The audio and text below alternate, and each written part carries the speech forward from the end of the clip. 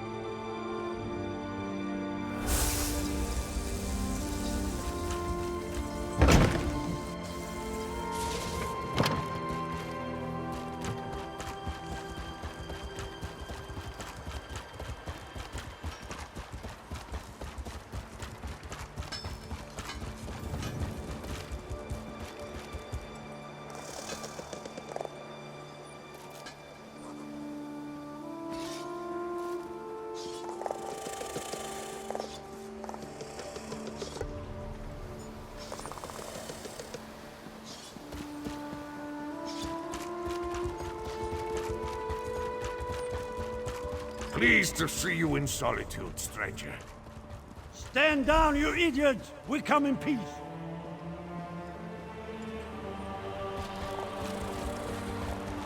Partner, could really use your knack for diplomacy right now. Speak to the Skull King before we start a war.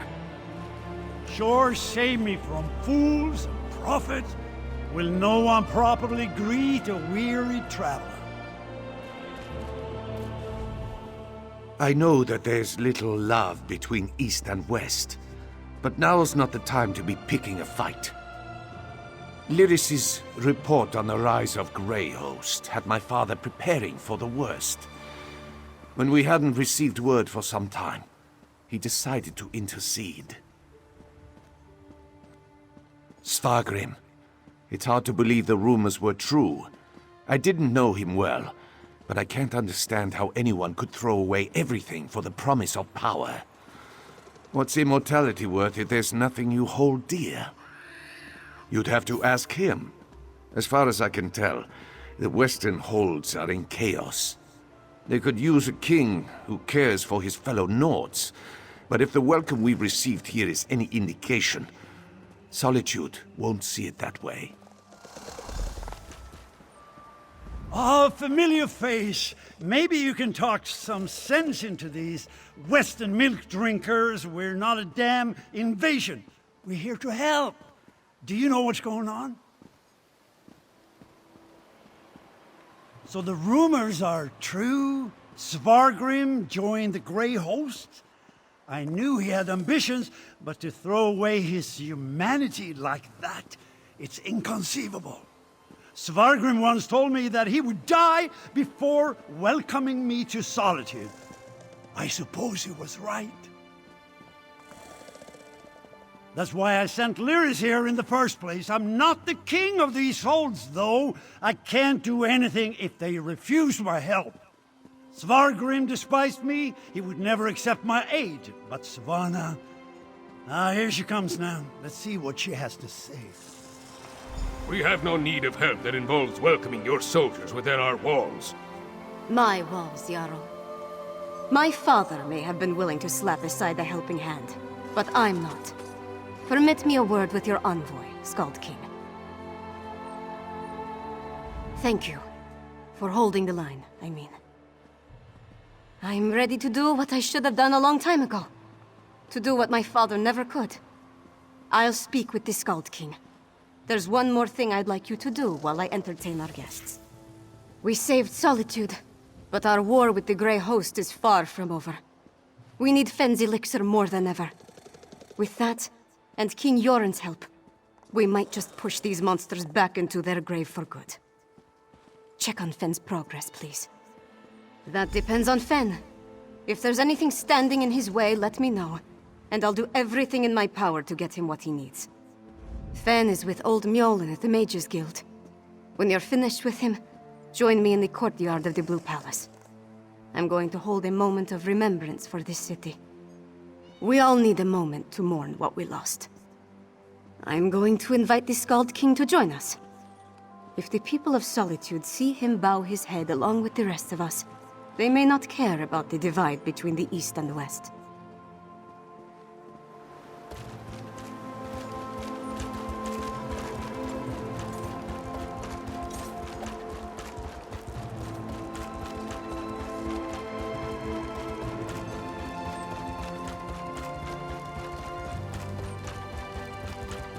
Hold up there, youngblood. Seeking a reliable research assistant with little to no fear of death. Orcs.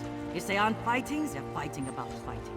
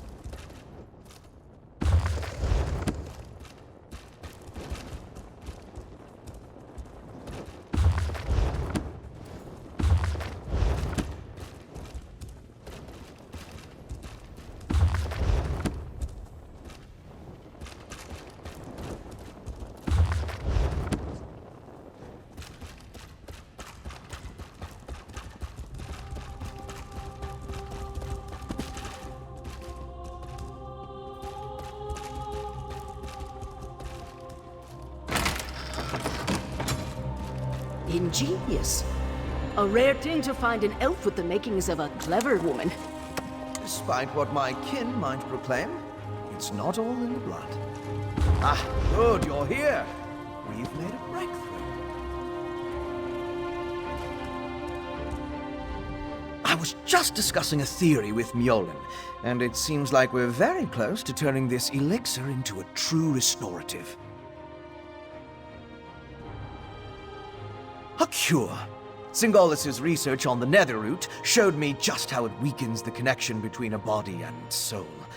Thus far, I've been able to inure a person to the root, but now I'm certain I can use that knowledge to heal those weakened bonds. Well, it is just a theory at this point. There's a lot more testing and experimentation to be done before we can produce a viable antidote. Weeks, optimistically? I know. We can't simply put things on hold. Mjolnir and I have a batch brewing right now, and materials to keep producing for another day. Ingert's promised us a steady supply of Arcase oil, but that's not our limiting factor. We know enough about Singolis's refinement processes to replicate his methods, but we still need a source of Netherroot to do so. Tell Svanna that if she can keep us supplied, we can produce enough elixir for all the holds in a matter of weeks. We can ransack Greyhost stockpiles, or mount an expedition into Blackreach. Otherwise, it would take decades of work to produce a proper crop. After we get the elixir squared away, we'll turn our attention to curing the Herald. Indeed. As I surmised, the Grey Reliquaries contained the remains of ancient Greyhost warriors. They served as a connection to the souls trapped in Cold Harbor. Using the energy from the Harrowstorms, the souls were pulled into the stone husks. I believe the stone husks are incubators of a sort.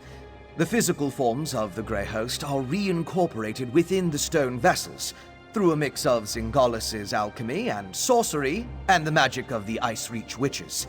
When whole, they burst free.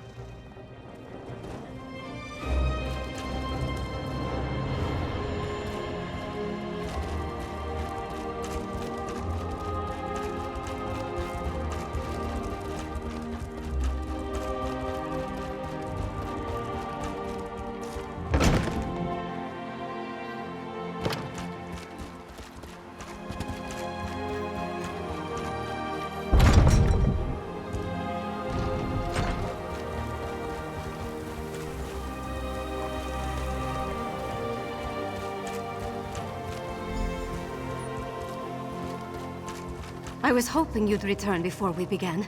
Tell me you've got good news. I'll feel a lot better delivering a speech about healing and hope, knowing that we're on the road to recovery. What did Fen have to say about the elixir? Not the best news, but I'll take it. So long as we have enough to protect our soldiers, we have a fighting chance against the Grey Host. I'll go to the Undergrove myself, if that's what it takes. Now that would be cause for celebration. If he can really bring back even a fraction of those we lost to the Harrowstorms, I'm willing to try. That's all I needed to hear. We should begin the ceremony before the crowd grows more restless. Nothing fancy, just a traditional Nord wake. To mourn and celebrate those we've lost, and cherish the lives we still have. I'd like you to join us. None of us would be here to sing dirges for the dead or celebrate the living if not for you. I certainly wouldn't be here, ready to lead my hold. You've supported me since I started down this path. I'm honored to have you here at the end. Sons and daughters of Skyrim, we have the honor today of remembering the dead. Honor to the fallen! Sons and daughters of Skyrim, our trials were fierce, but we are still here. We stand and we remain! Now, we raise our voices to tell Sovngarde of the coming of the worthy dead, and to tell the world that the Nords are still here! We are still standing! The fallen now march home to hallowed halls, to join our ancestors in boundless drink and song and brawls. Let sound the horns, let peal the bells, let loose the ancient hymn. We will remain until time ends, we children of Skyrim.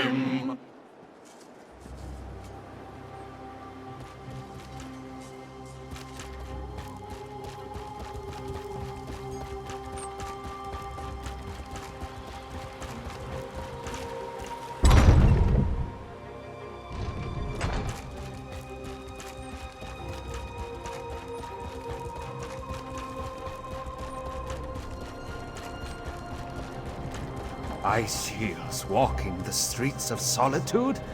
What's our hold coming to? Quiet you! Princess Svanna and her allies saved us all. And one of them was an Eastern half-giant.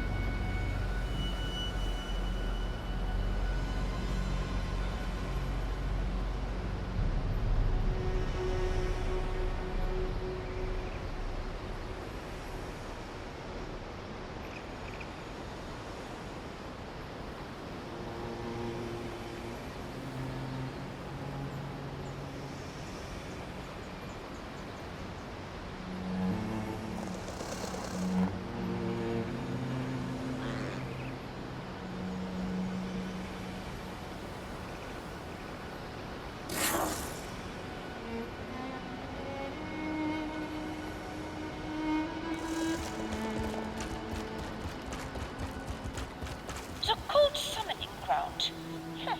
If I were a dragon, I'd be wholly unimpressed.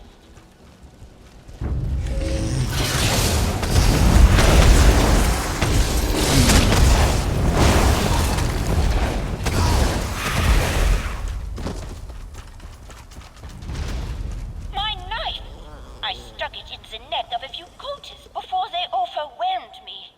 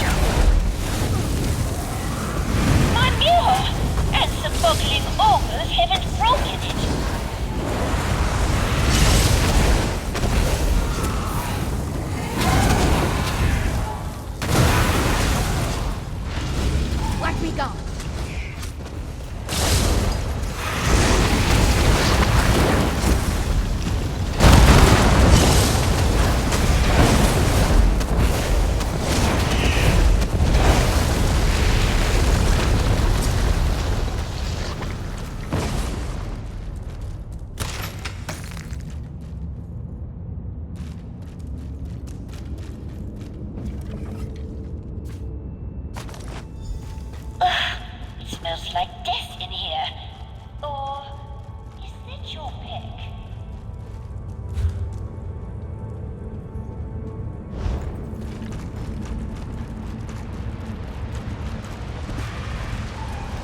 Isn't this lovely?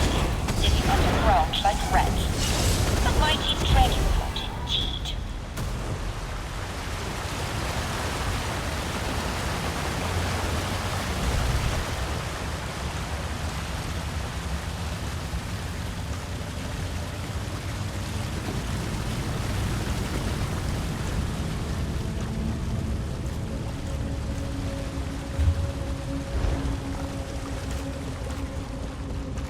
You get all the fun. Could you take me out and bathe me at the next group of cultists?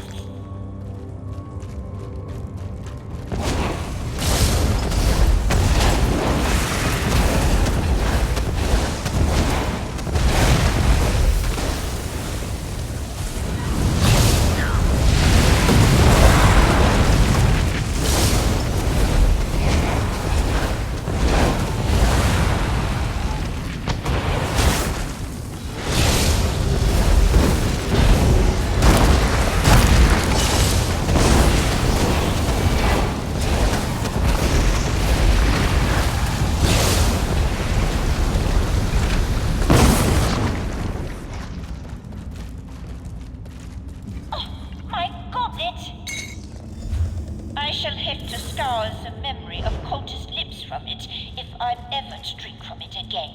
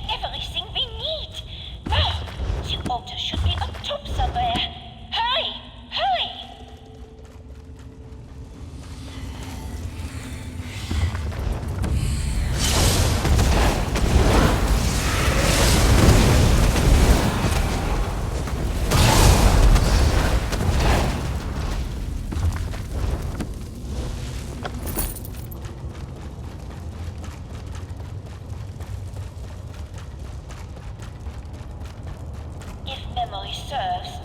This is the cult leader's squalid domain. Be careful, darling.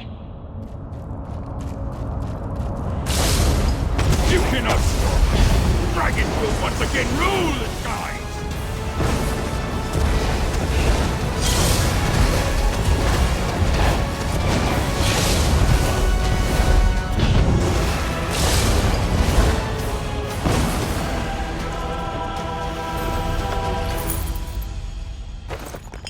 Nice find. I'm like a good luck charm, aren't I?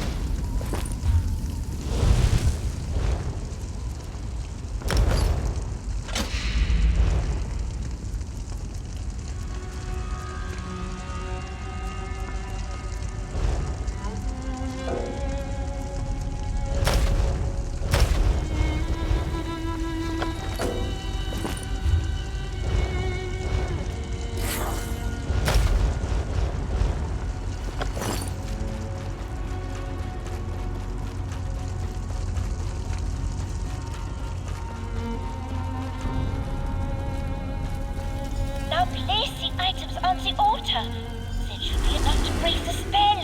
Hurry! At last!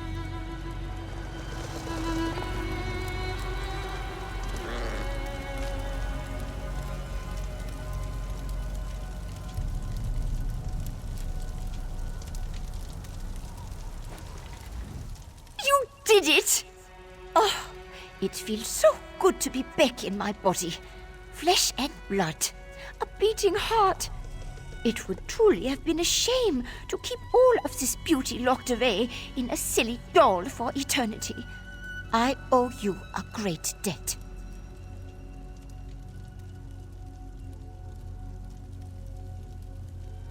wouldn't think too hard about it if I were you. This kind of magic is often more palatable when not dissected.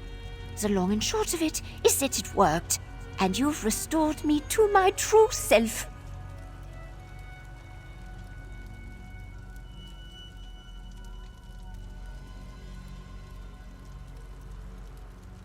Yes, darling, thanks to you.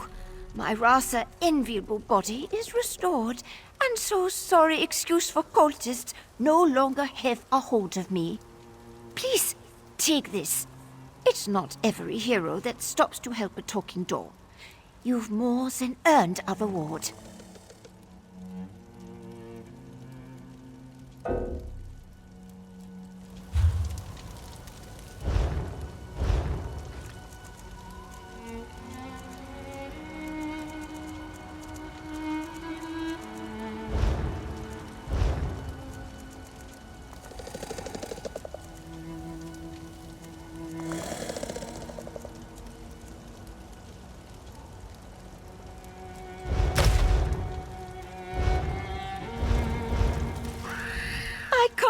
Yes, darling, thanks.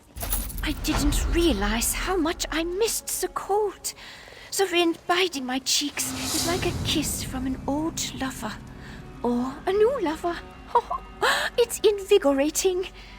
You have my eternal gratitude for what it's worth. First, I'm going to make the bastards who did this to me pay. Then, I think I'll take a long, hot bath, stuff myself on sweets and mead, and then perhaps find someone to warm my bed. Humiliating! Reduced to a child's plaything. I never thought I'd sink so low. Oh, and dreadfully boring, too. All I could do was stare at the wall and think about how much I hated it. And there were so many itches I could not scratch. Certainly not after what you've done to them here. They'd be licking their wounds for months if I didn't intend to make sure none of the remaining survive. The time of the dragon coat is long over. They should be thanking us for reminding them. Oh, fine. Think of me as a powerful, stunningly beautiful enforcer of justice. I see evil in the world, and I eradicate it as I see fit. My methods could be viewed as unsavory by some, but perhaps the same could be said of you.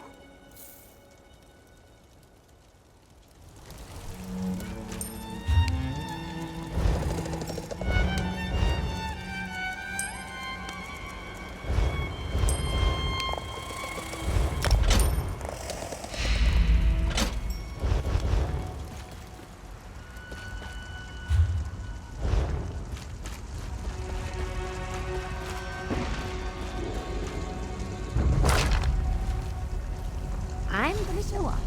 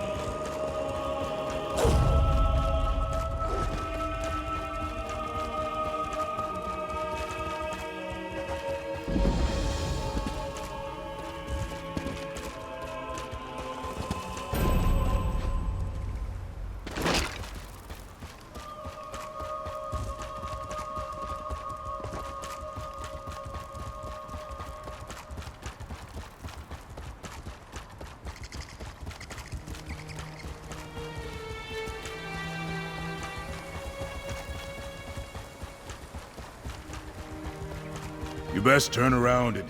If you're heading to Mor Khazgor to trade, don't bother. Damn mine collapsed and the whole clan's on edge. The fact that Chief Urzik and Overseer Thulsgreg are at each other's throats doesn't help. Typical. Yeah, I don't know all the details. Just heard a loud rumble and miners scrambling out of the mine, shouting and coughing. Way I hear it, some workers are still trapped inside. Not sure what the Chief plans to do about it, honestly. Ugly business. Depends on who you ask. Some members of the clan blame the chief. Not out loud, mind you. Others blame the overseer for not falling in line. Either way, the clan won't last long without the mine. If you wanted to lend a hand, nobody would stop you.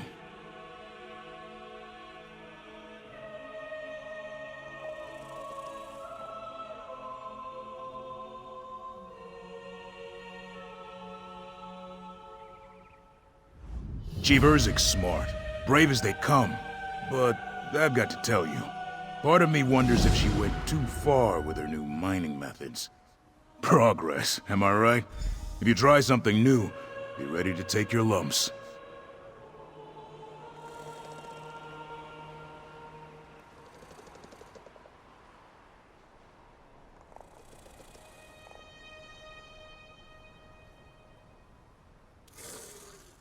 She's strong, but her methods don't always sit well with the clan. She earned her place as chief, no question. But where orcs are concerned, a little progress goes a long way. Push things too far, and people start getting their tusks in a twist.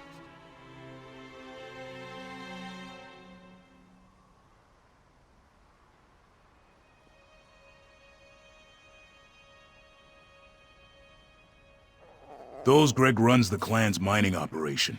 He would have ruled the clan if Chief Urzik hadn't challenged him. He still holds a grudge, I think. Hard to blame him. Our clan's never been too strict with tradition, but he'd love to change that.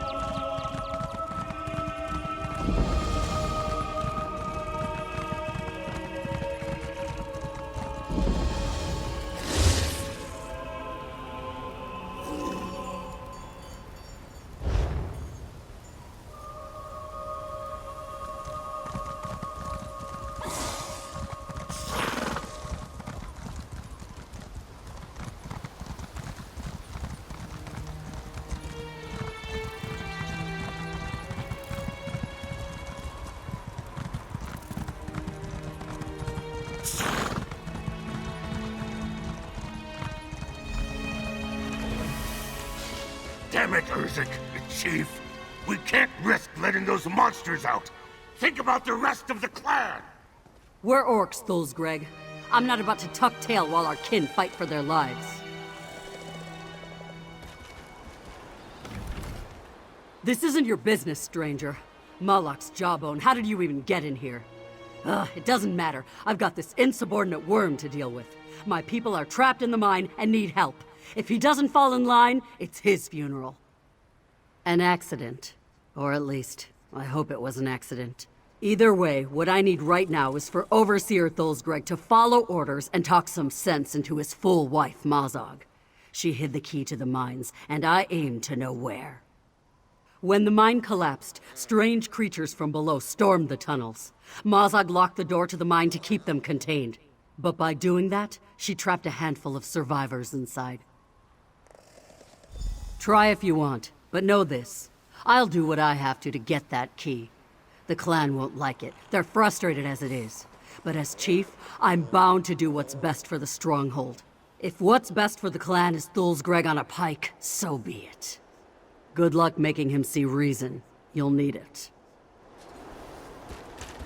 If you're here to convince me to turn over the key, save your breath. It's too risky to expose the stronghold to attack. Urzik knows this, but she's too stubborn to admit it. Mazog hid the key for good reason. That's all I've got to say about it. Of course I am. Those orcs are my kin, same as Urzik. But we have to face facts. They're probably dead. Chief Urzik thinks she can solve every problem with her damned alchemy, but enough is enough. I won't allow her to endanger the stronghold. She uses potions that dissolve stone. It makes mining quicker work, sure, but it's not our way, and it's dangerous. I'd bet my tusks that her alchemy's to blame for the collapse. Meanwhile, my wife's locked in a cage. How's that for irony? In a storeroom beneath the longhouse. Now listen, I don't want you trying to break her out. Neither of you would make it out of the stronghold alive. But you can talk to her if you want. You should hear her side of the story. Fair warning, she's stubborn. More stubborn than I am, so watch out. That obvious, huh? For years, my family ruled the stronghold. When my father passed, the role of chief should have fallen to me. Urzik's challenge for the title was an affront to the traditions this clan has survived on for generations. We abandoned our people's cruder customs long ago. People marry who they wish, for instance. But the traditions we kept are sacred. We honor the code. Tradition sustains and protects us. But Chief Urzik ignores any rule or custom she pleases. No, maybe. Truth is, she challenged me in combat and I lost. But only because of her alchemical tricks. I would have defeated her if she fought like a true orc, with her fists and her sword. It's not just me. Most of the clan's uneasy with it. Orcish culture is built on tradition, hard work. Without that, we're nothing. We've mined for generations using nothing but pick and spade. To turn our backs on that is just foolish. Yes and no. Sure, we collect twice the ore in half the time, but it's dangerous. We're miners, not mages. Nobody knows what the tusk they're doing with that stuff. A disaster like this was inevitable.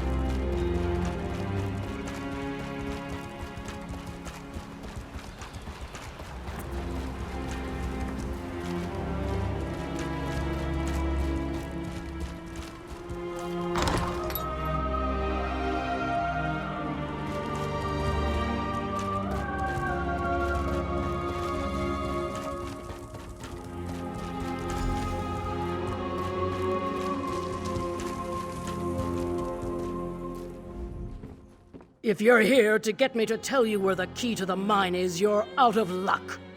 Unlike our chief, I care about the safety of our clan.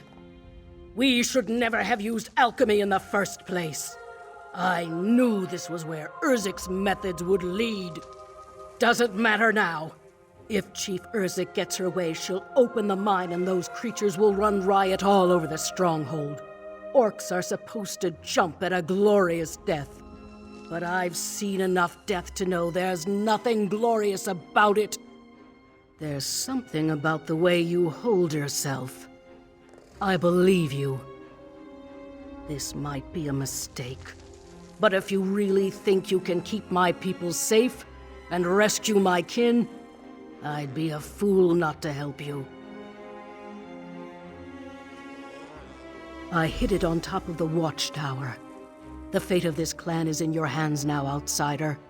Moloch, help us all if you fail. There's a door out of the storeroom to your right. Go quickly.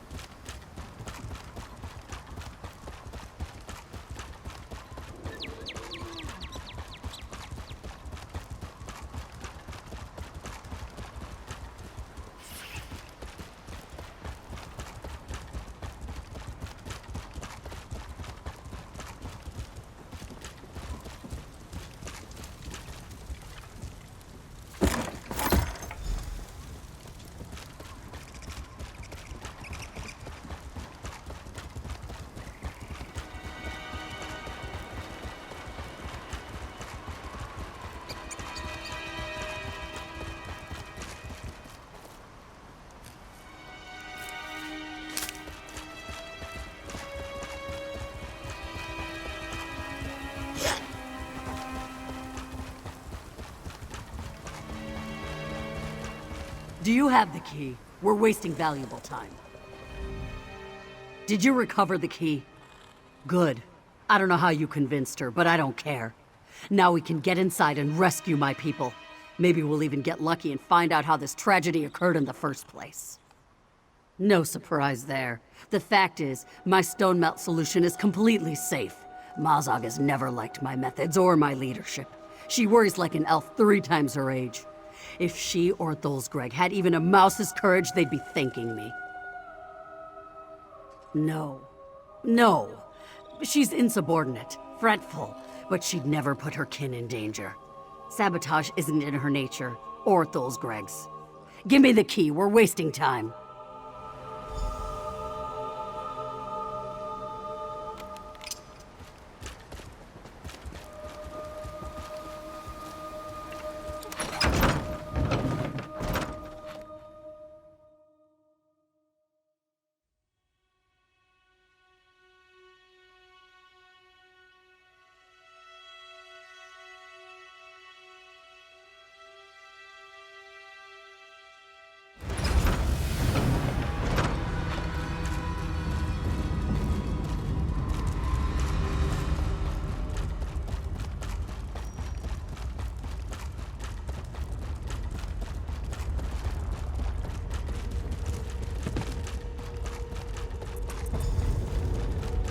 You there.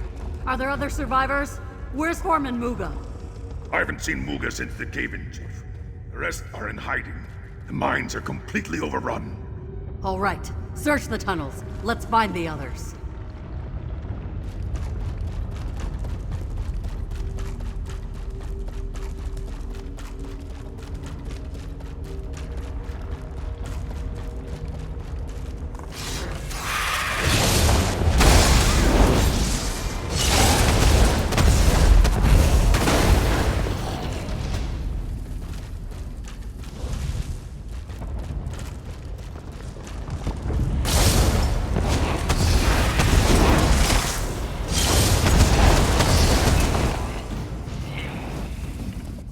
Finally. We've been waiting for relief for hours. You know I'd help fight the monsters off if not for this damned leg. Doesn't matter. I'm ready to get out of here. None of this would have happened if the chief... Never mind. She keeps leaning on us to find new veins of ore, but it's nearly dry. We can't produce what doesn't exist. That damn stone melt solution was supposed to speed up the mine expansion, but it went crazy. Now we've got this to contend with too.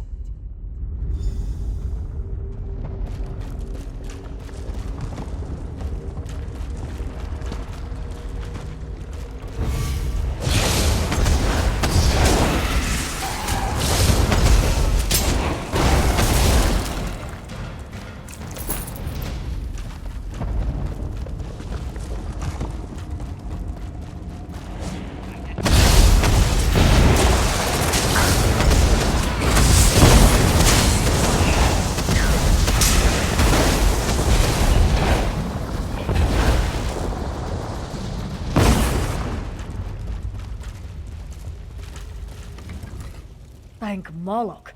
I thought I would die down here. Who came with you? The chief? Thusgreg?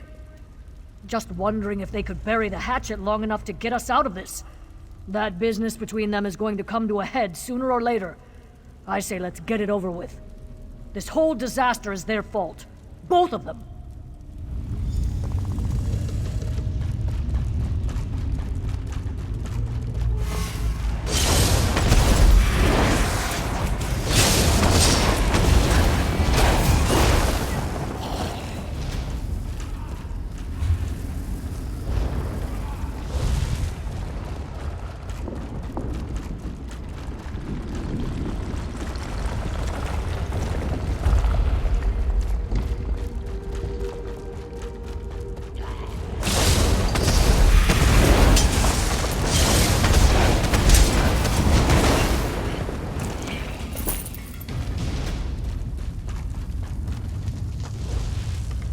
Well, you're not a slit-faced goblin thing or a giant bug.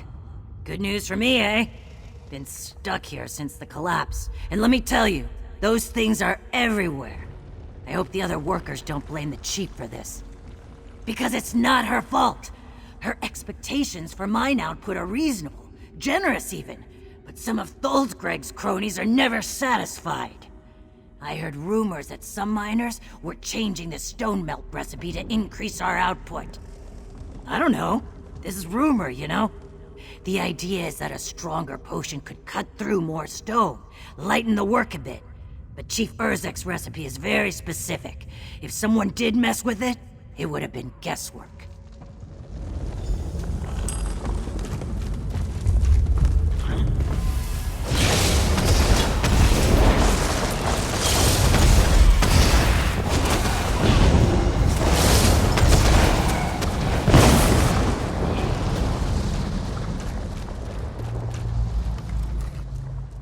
Steel and Stone, am I glad to see you. I thought we were done for. Listen, there are still miners that need help. They're trapped behind a tunnel collapse down below. I tried to dig them out, but those creatures started gathering. I had to run. It's at the entrance to a new dig site.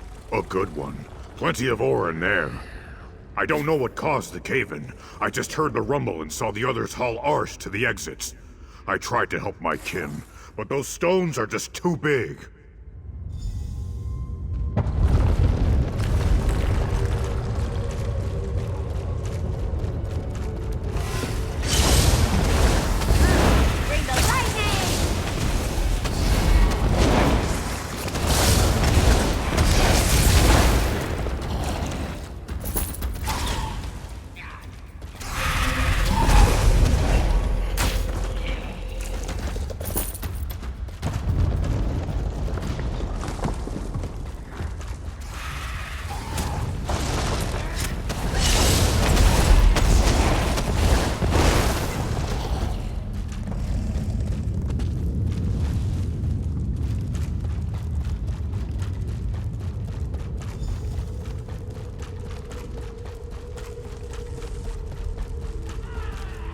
We'll never get to them in time at this rate. We need to dissolve the stone. Open your eyes, Urzek. It's too unstable. We can't risk a larger collapse.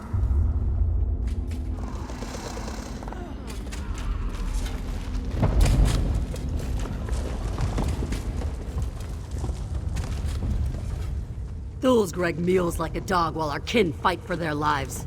Attacking the stone with pick and spade is asinine. We have to make our way through with the stone melt solution.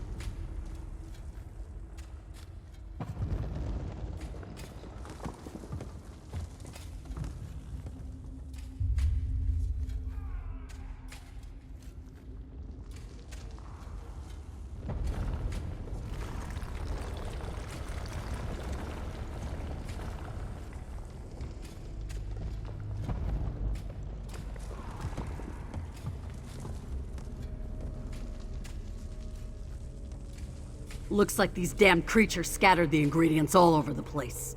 I'm not about to send these miners back into harm's way. So how about it, outsider?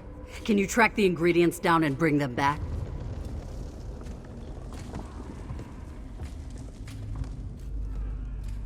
Mixing the 3 reagents together creates a potent alchemical solvent. It's perfectly safe, but it does work quickly, so be prepared to move. Just follow my instructions on the table over there. It contains a list of everything you need. We'll lose precious time, so don't make a mistake. Don't fret, all right? The instructions are simple. That's why I'm having you prepare it instead of doing it myself. I need to show the clan that anyone can do this, even an outsider. No offense. Just like anything else, in battle. I served the Covenant for a while, and I met a sapper who could collapse castle walls with potions. Made me uncomfortable at first, just like this lot. But then I started studying and realized its potential. It did. But not everything used in war is fundamentally destructive. If I could just get my clan to understand the value of it. To be a chief is to be frustrated, all the time. I just hope we can all learn something here.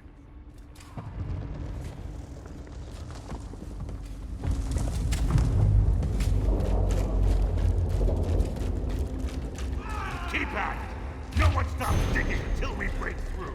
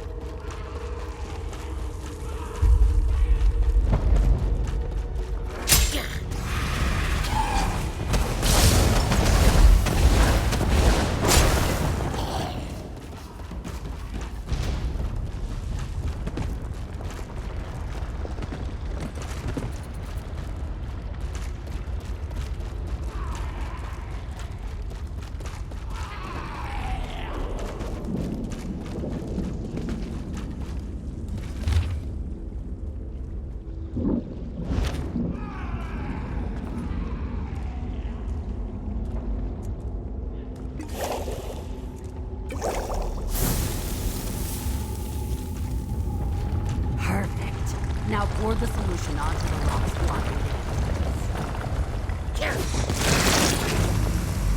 Well done.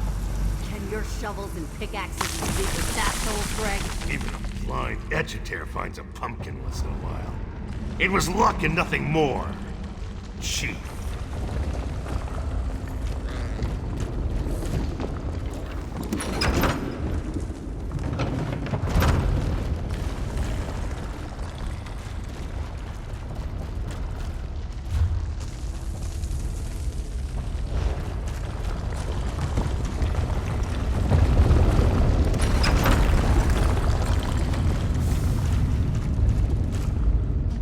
You see? Harmless.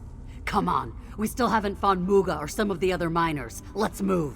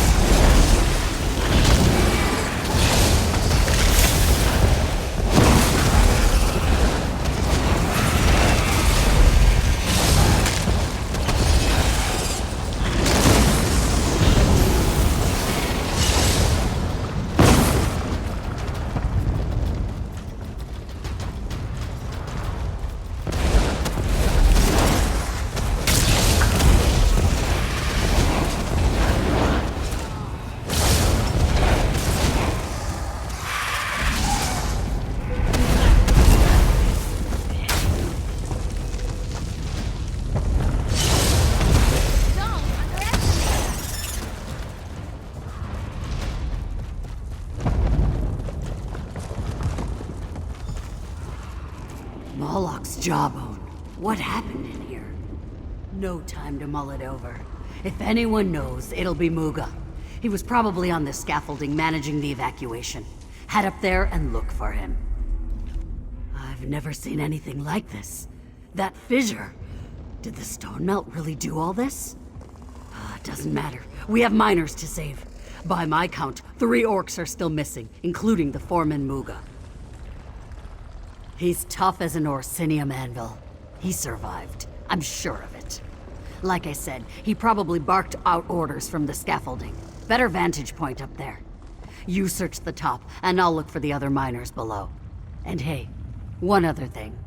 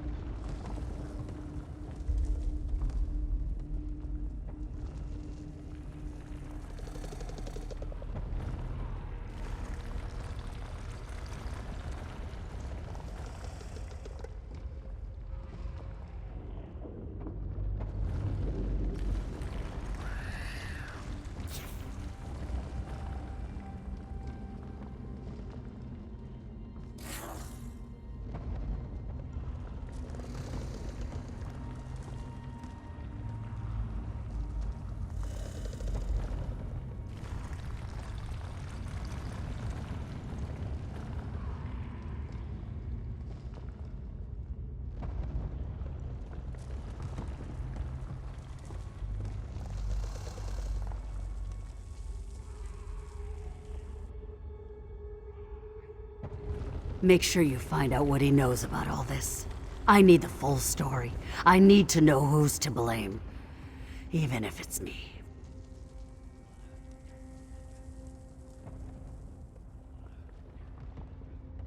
No telling what's crawling around in here. Fight well, all right? Go.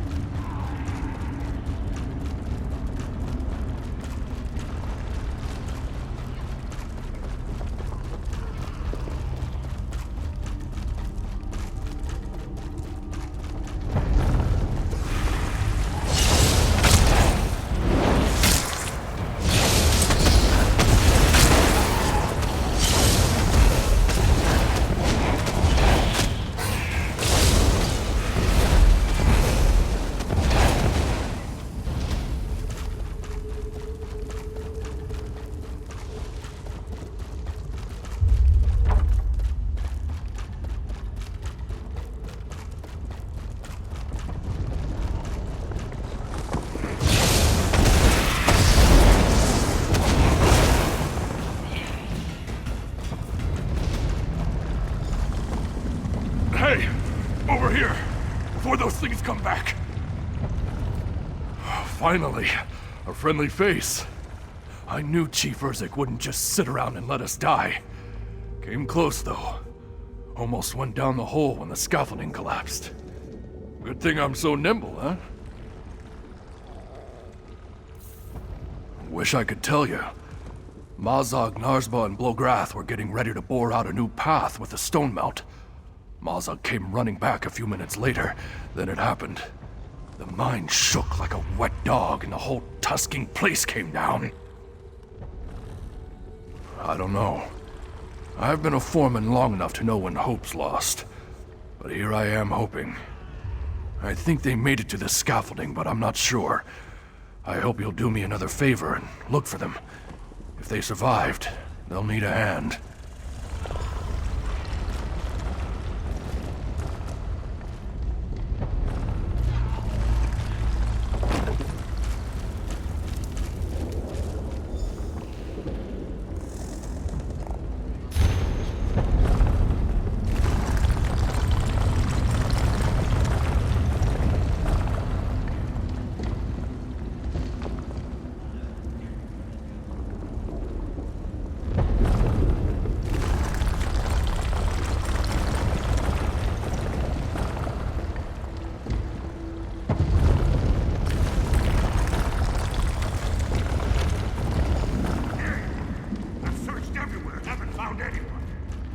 there?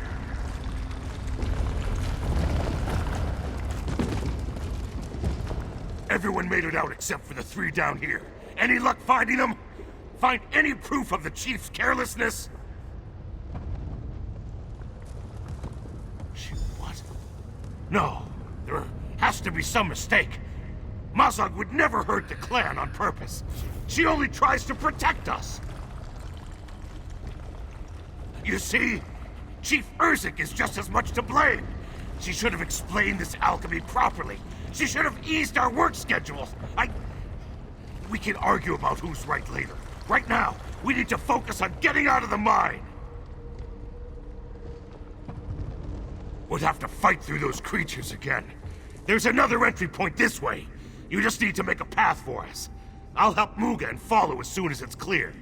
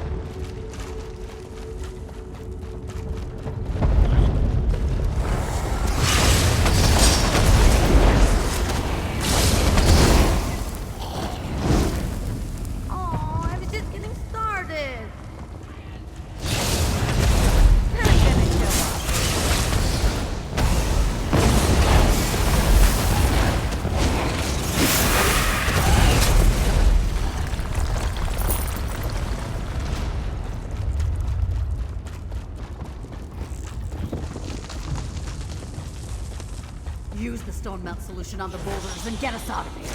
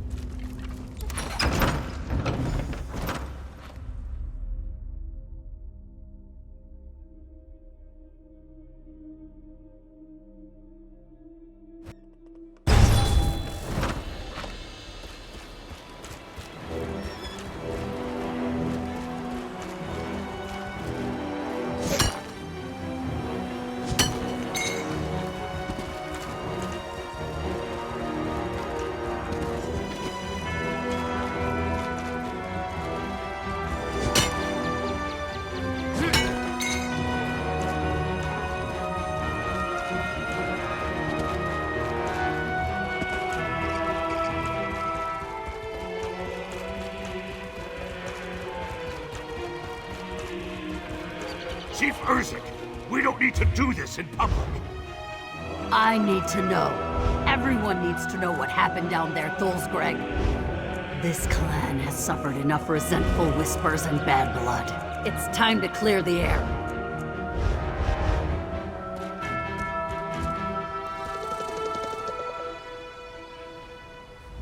Please, just listen. Mazog would never put the clan in danger on purpose. She was misguided, and she acted rashly, but she was only trying to meet the chief's demands. When Urzik finds out, Mazog shouldn't suffer for trying to protect her kin. She'll suffer the blood price. It's how we punish our own. Rather than imprison them or make them unfit to work, we extract the tusks of those who fail the clan. Better than the bloodletting, I guess. But it's said to be excruciating. She'll take pleasure in it, unless you persuade her otherwise. Please, just talk to her. Convince her not to punish Mazog. Urzik may be blinded by her anger, but she bears some of the blame too. A failure in the clan is a failure of the chief. The clan survives. Barely. We couldn't have done it without your help. I don't say this often, but thank you. Now tell me, did you find anything while you were down there? Anything that might explain how all this happened? Damn it! I suspected as much, but I really hoped I was wrong. She's given me no choice. I must invoke the blood price. Mazog's actions led to the death of her kin and the near collapse of our stronghold. I will remove her tusks myself. Of course Thulsgreg blames me. He always blames me. I brought this clan, this family, back from the brink. I gave us a second chance. I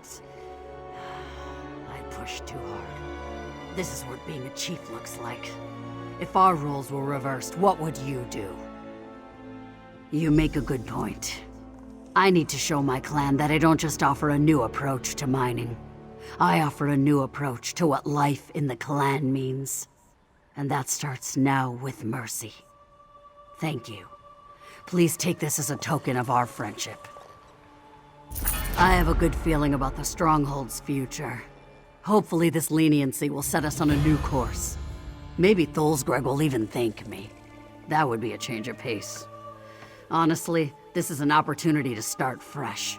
We need that. Rebuild.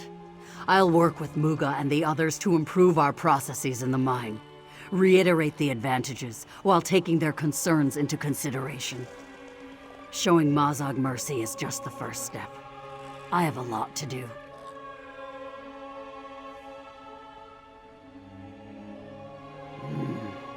That will take time. Our clan knows those tunnels better than anyone. We're in no condition to mount a full assault, but with planning and the right alchemical concoctions, we should be able to selectively cave in the shafts that are overrun. You're right. We will. But part of being an orc is starting with less. We'll find new deposits, maybe stretch our operation to the hills east of the stronghold. The Nords won't like it, but you know what I say to that. Tough. Rebuild. I'll work with Muga and the others to improve. Hear your chief.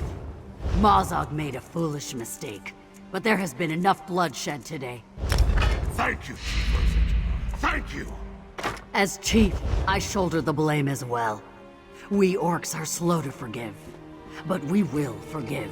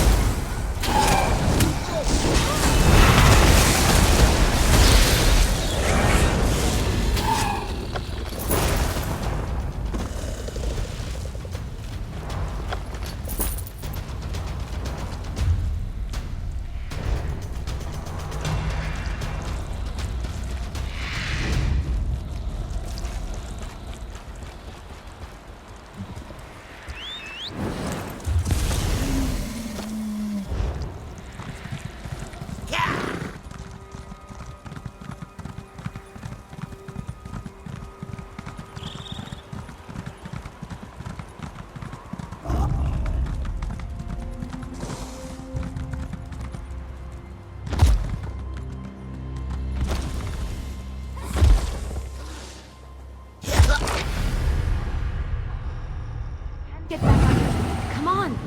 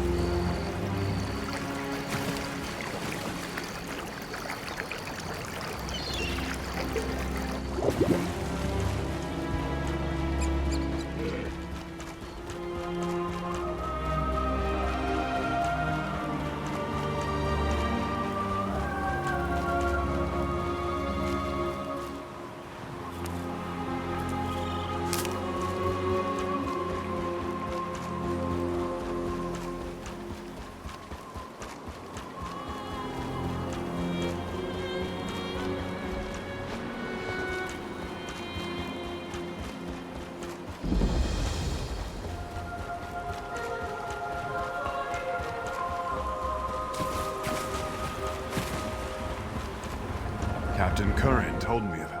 You don't seem bothered by the cold, stranger. Perhaps you can help us. We've been marooned out here in this god's-forsaken place for 3 days. Our food's run dry, and I fear we won't last the night.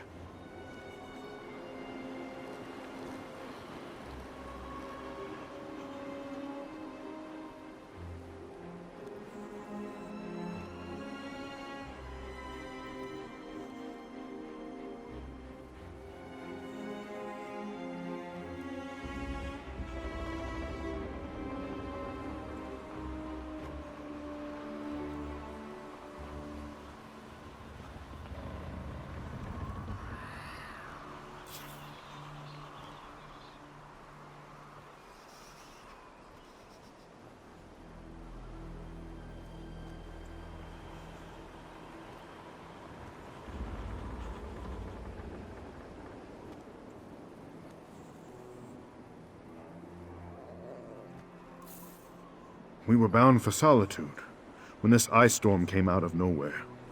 The Silver Cormorant was ice-locked before we knew what was happening. The trip was supposed to be easy. We weren't prepared for a delay. We're completely out of food.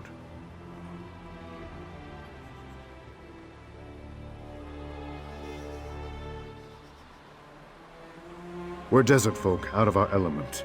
Even worse, I've got missing crew and injured people from running up against the ice. We need meat. Anything would do. If we had someone who could brave the cold and hunt for us, we just might survive this.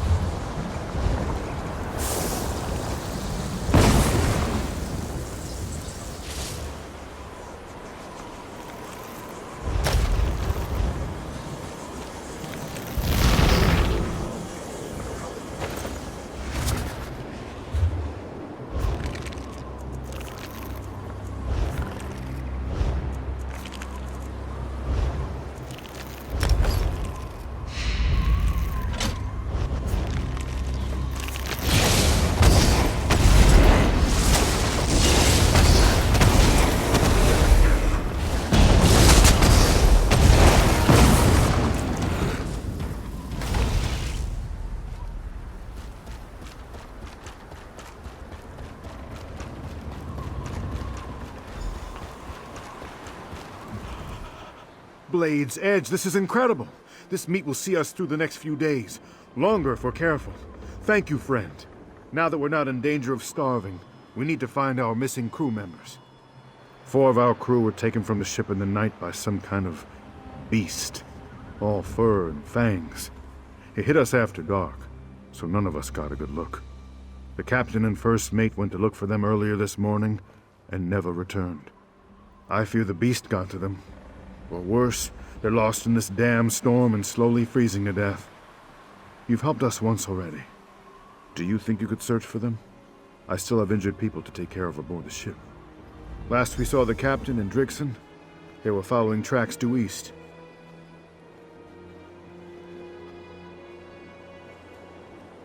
Not really. Most everyone on this ship has a different opinion. Only thing we can agree on is that it was big, real big. But it was dark. None of us could get a good look. I know I heard snarling. That's about it.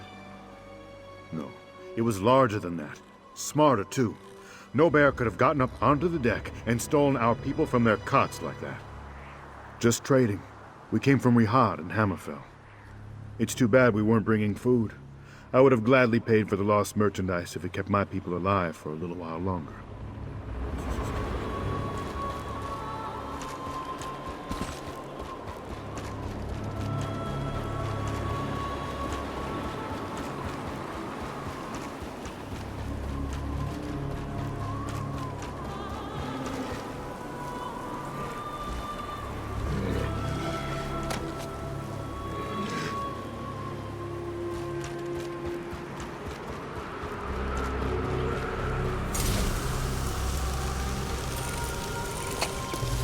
Watching you harvest is exciting. I can't wait to see what you're going to do with that.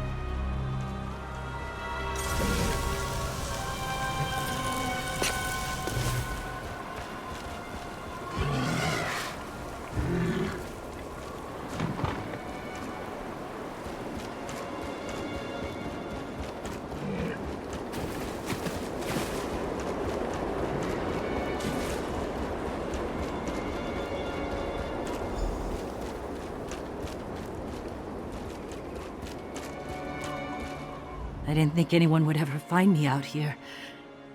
If not for you, I'd be a frozen corpse in a few hours. Captain Mavok and I left the Cormorant together, tracking a monstrous beast. It was pulling a cart stacked with corpses. And some of our crew, I fear. Once we got close, we realized it wasn't some horrifying monster. Just a Khajiit. Big one. Tried to. The thing tossed me like a rag doll and knocked the captain out cold. Threw him on the cart and hauled him straight into the blizzard. I'm too weak to fight, but I can still accompany you to find my people. I saw which way the beast went. We have to find Captain Mavok.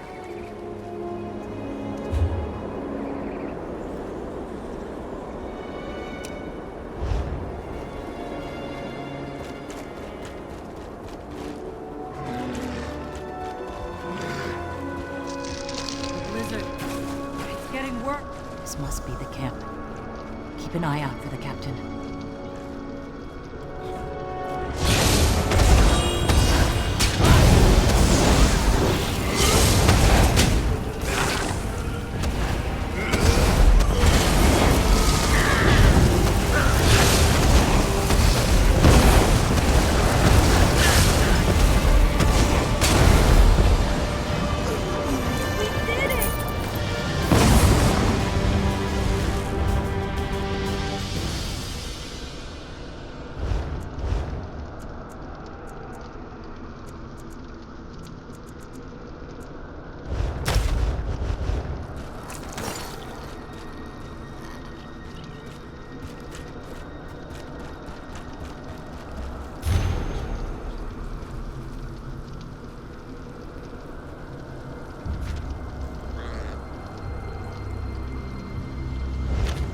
Collecting corpses?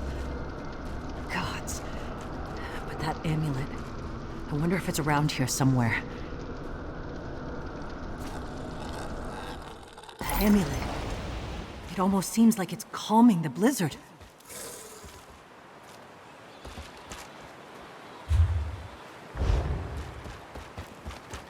The hill. Those ruins were hidden by the storm. Is that Vergla Hollow?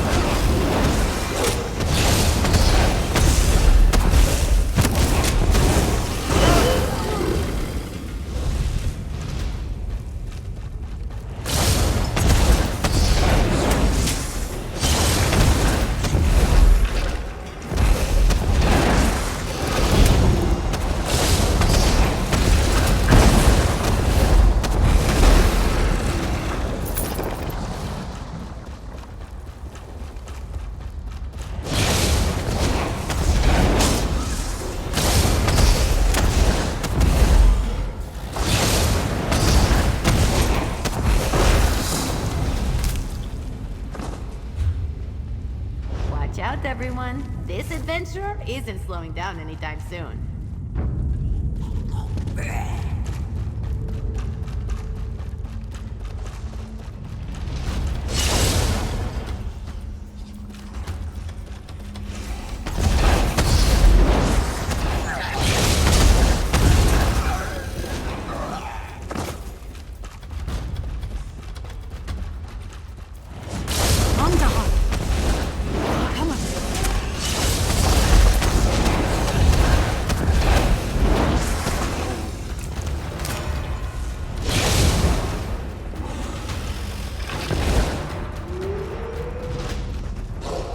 You're not Zanuck. I assume that you are here to kill me.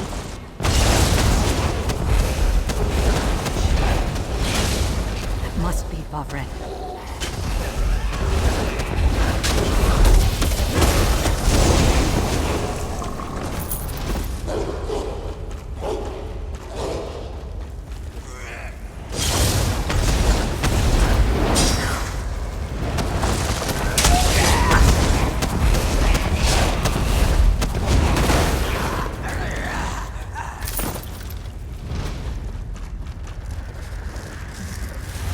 Doesn't look natural. Did it! The Annulet destroyed the ice.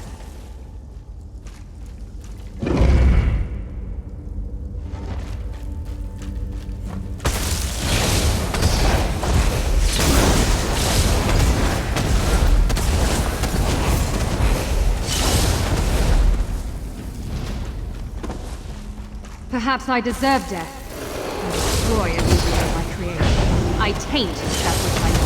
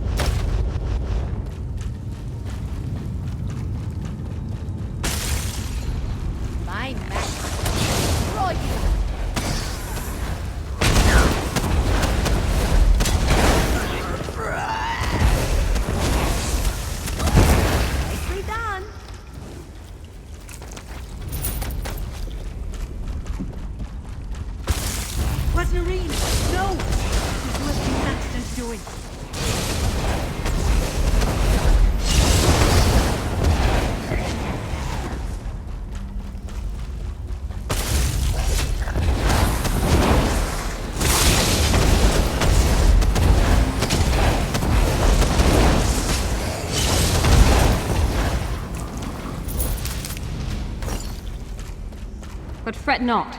Your people serve a higher purpose now.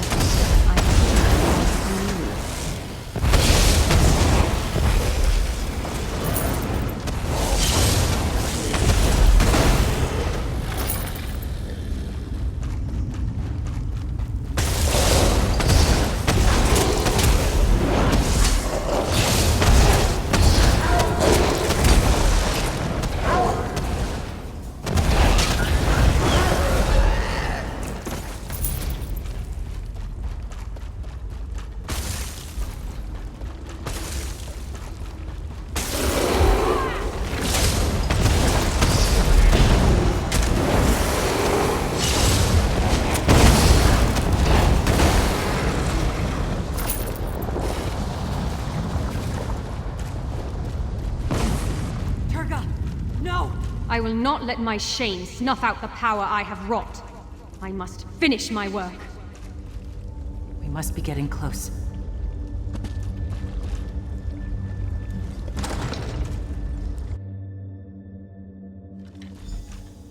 Help me! Destroy the frozen dais! It's where she draws her power!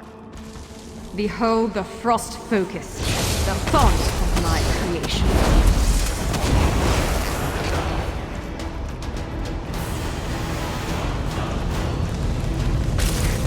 Brave are we?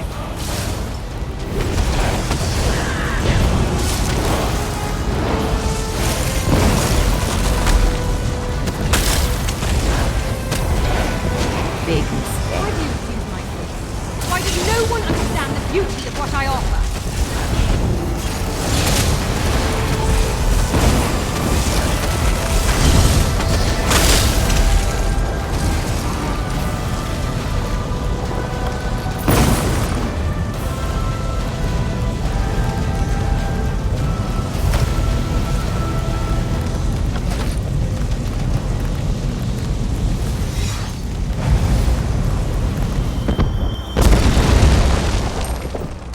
Here a moment longer.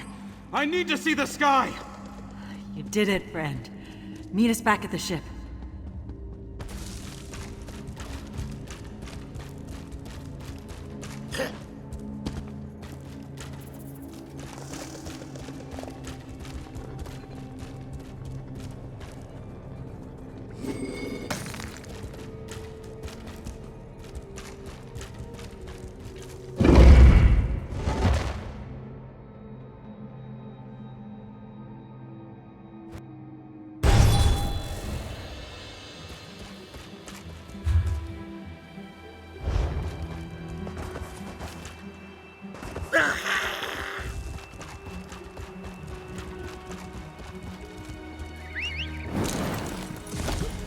And up we go.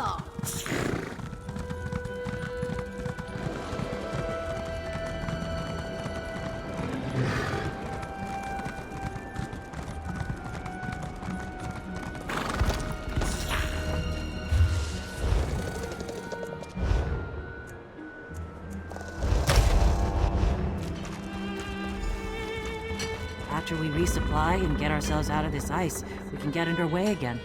Fine work, Drixon. I'm proud of this crew, as always.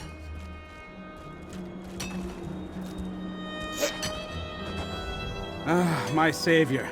I apologize for running off like that, but I had to ensure my crew was safe. I'm glad you're here now. The Silver Cormorant owes you a great debt, stranger. Our dead will be missed dearly. We'll make sure they have a proper funeral after all is said and done. This crew is family. We mourn together, but we endure together too. You've given us the luxury to do both.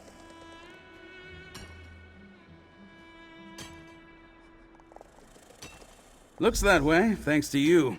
With any luck, we might even be able to salvage the Cormorant. She's a fine ship. Please, take this. I wish I had more to give.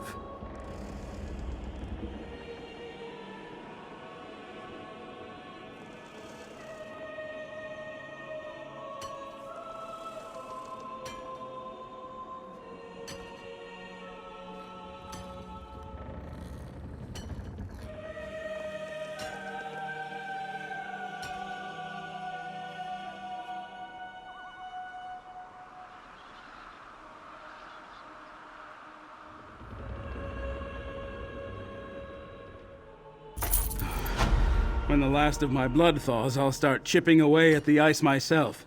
I'm sure the Cormorant is as eager to be free as her crew is.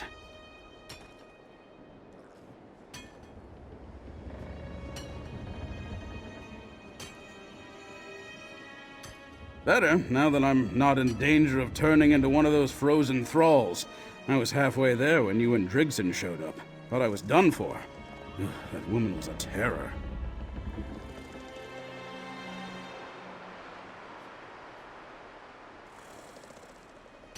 Was that her name? Doesn't matter. I'm just glad she's gone. There was such darkness in her eyes. Pain, too. Bone-deep pain. It was eating her up. I could feel it even as I stood there, freezing to death. Free the Silver Cormorant from the ice and assess her damage. It'll take some doing to get her free, but this crew isn't averse to hard work. In the meantime, I sent a few of them to Morthal to gather supplies. Now that the storm has settled and my crew heartened, we're much better equipped to handle the delay. Supplies from Morthal will help too. We've gotten through the worst of it. Now the only way to move is forward.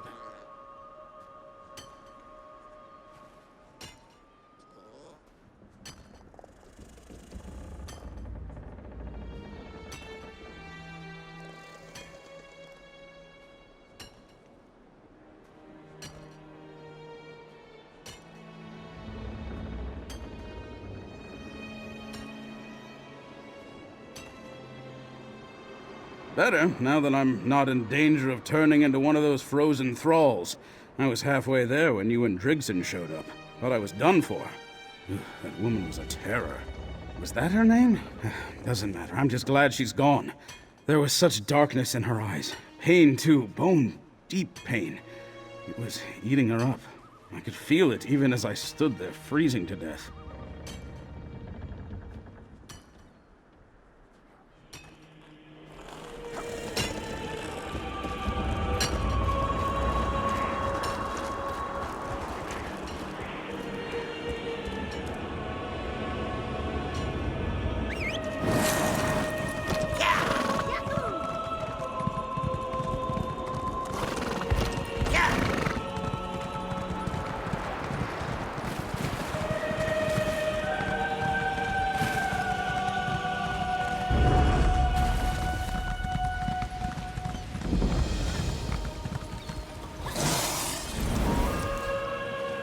Take you no good, hawk-ass bastards!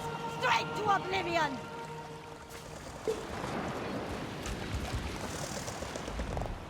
What are you staring at? Never seen a Nord hurl curses at a bunch of wretched bastards!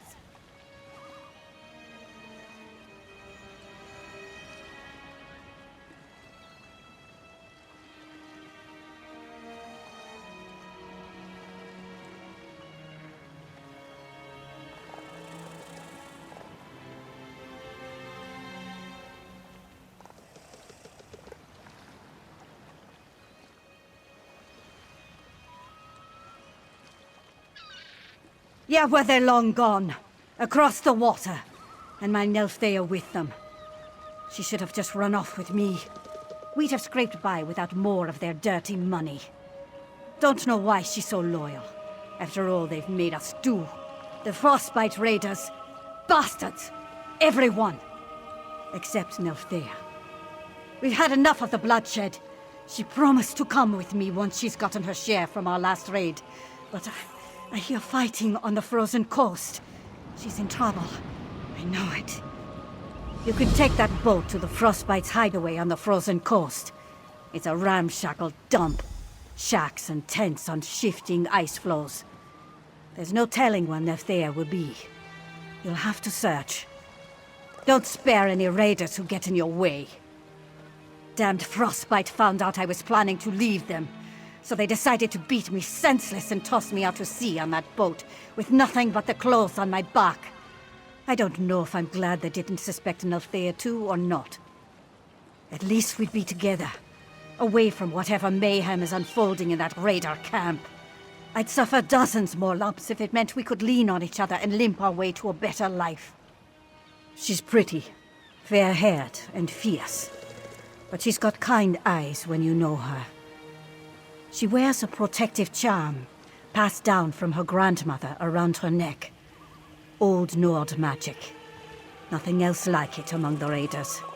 The name says it all.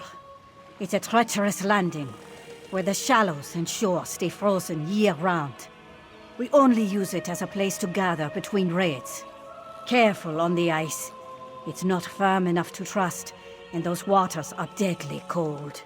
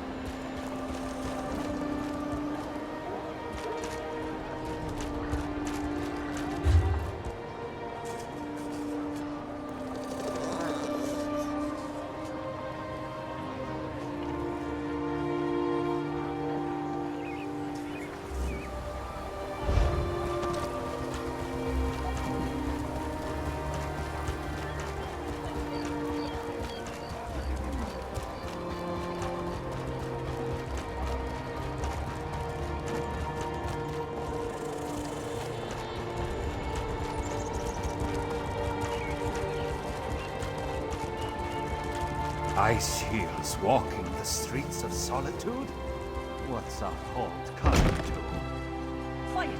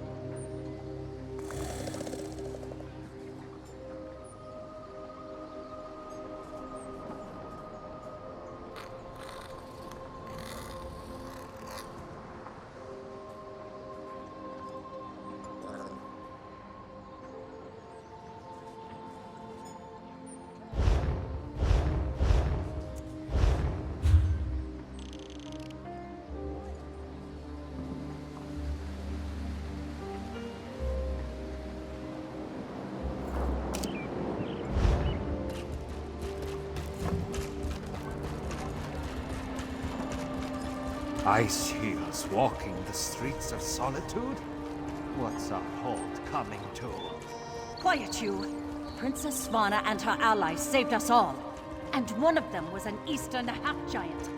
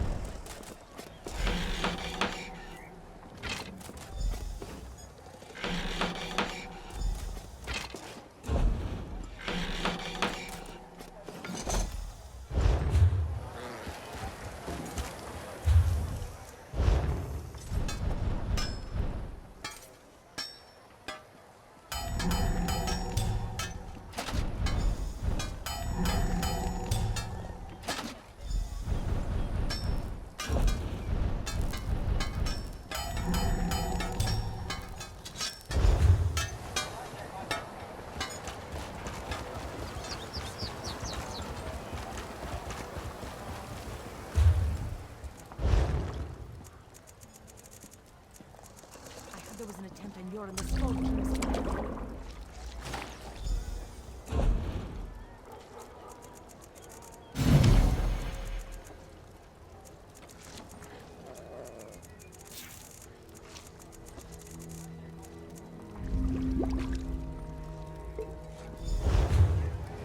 I think fires are much prettier.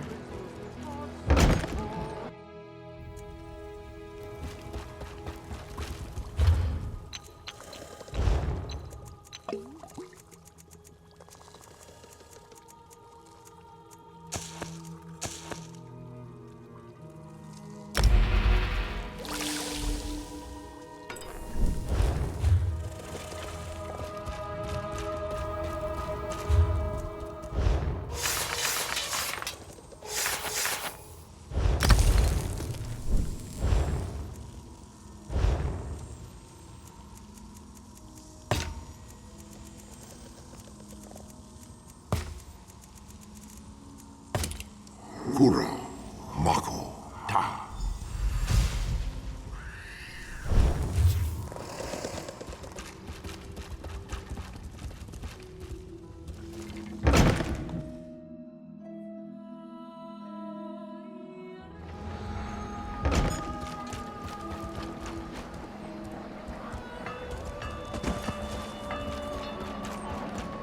Pleased to see you in Solitude, stranger.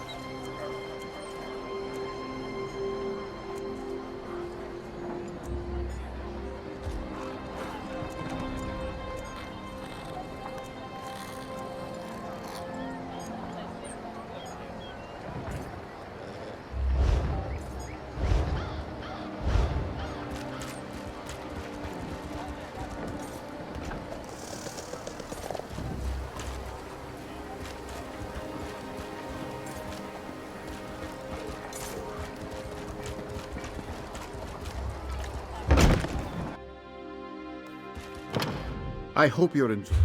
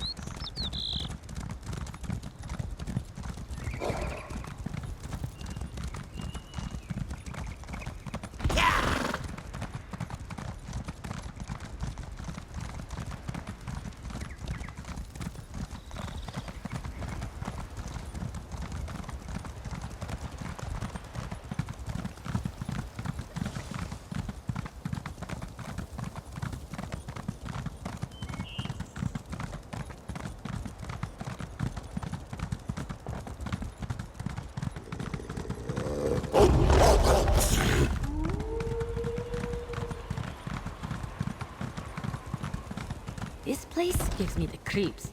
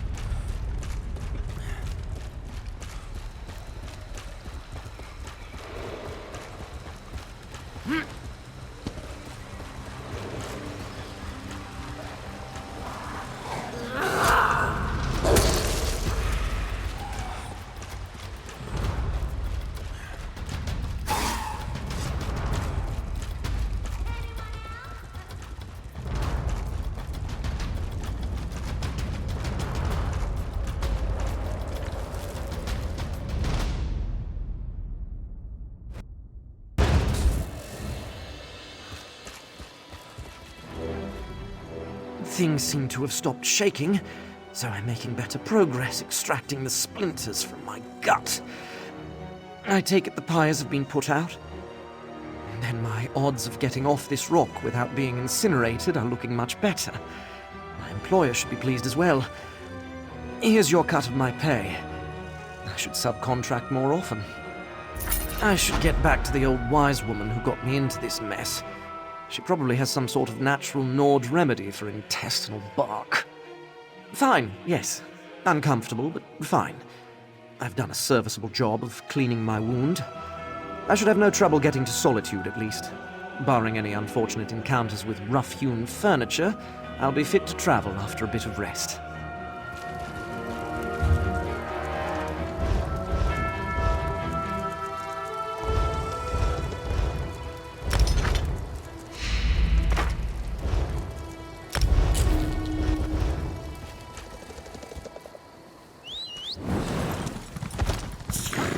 I didn't want to walk.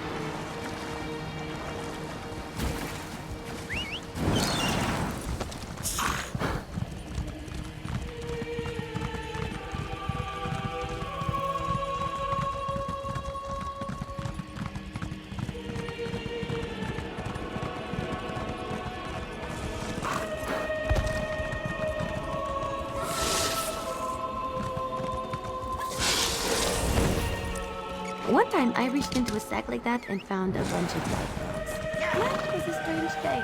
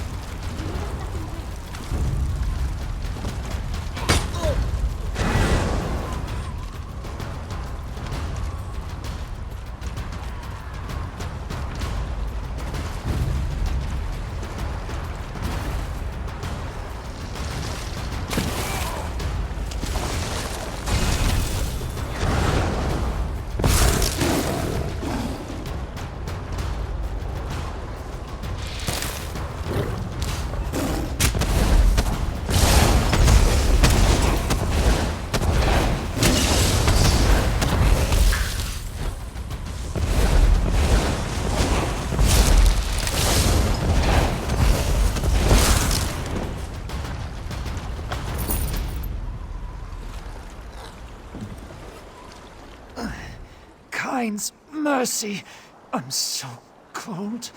You're not one of those giants. Run, before you wind up like me. Margreta sent you, didn't she? Coward picked the perfect time to turn her backs on us. Not Naftea, though. She stuck by us when we needed her. A frostbite raider to the end. I don't know for certain. She was holding her own against those half-giant bastards.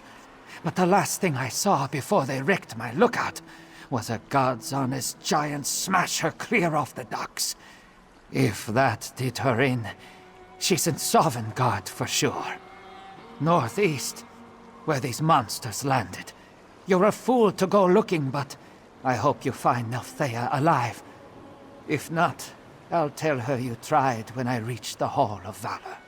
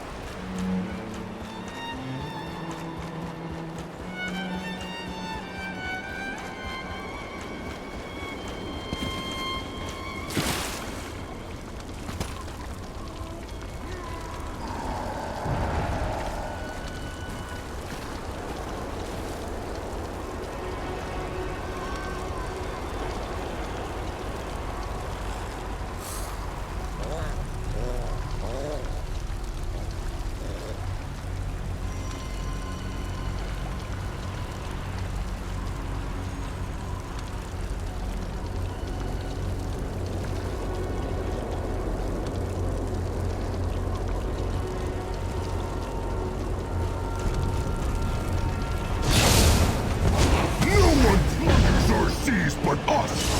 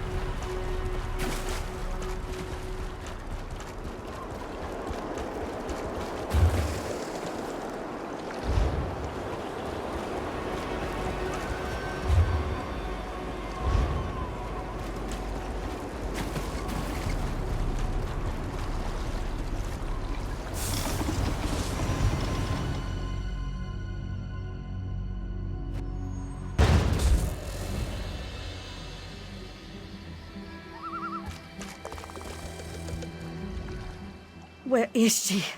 Where's my Nelthea?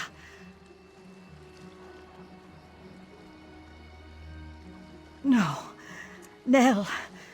Why'd you choose them? What did they ever do to deserve you?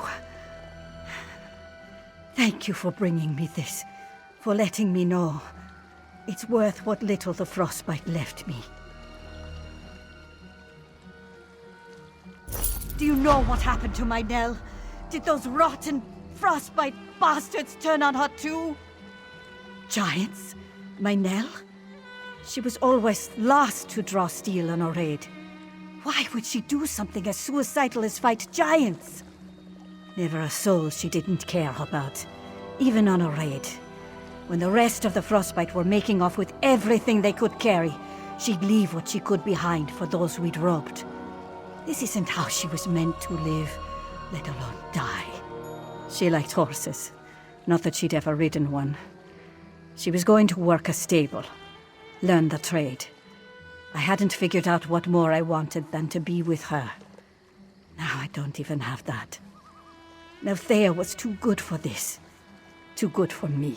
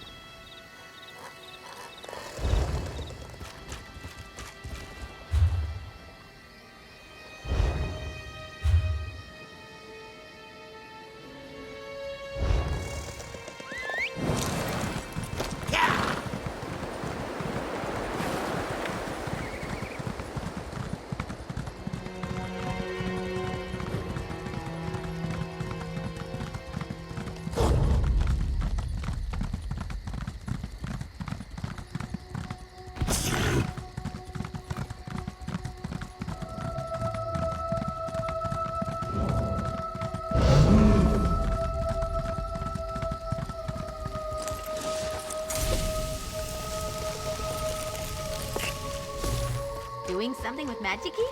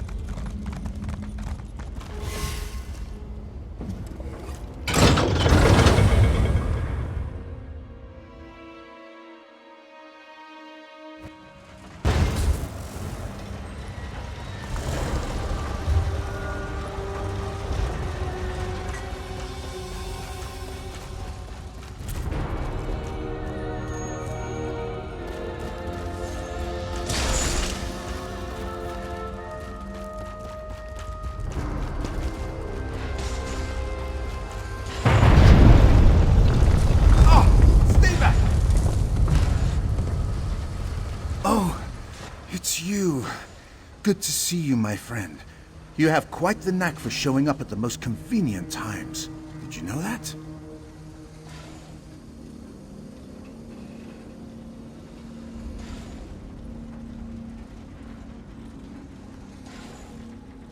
She worries this vault is too big a risk, but I simply cannot ignore the possibilities of discovery here. Besides, we can handle looters. I will admit, there are some additional oddities at play, but what Dwemer Ruin doesn't have its challenges.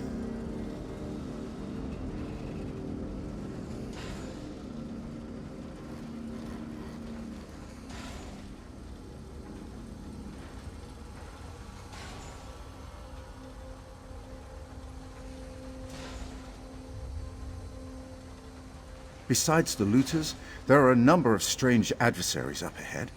Most of them seem rather lost and confused, but nonetheless confrontational.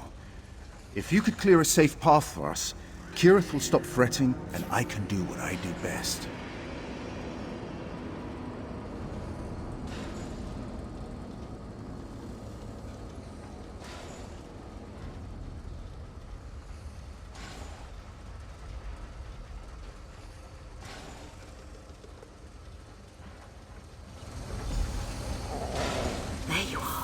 The coast is clear outside. What was that? Another earthquake?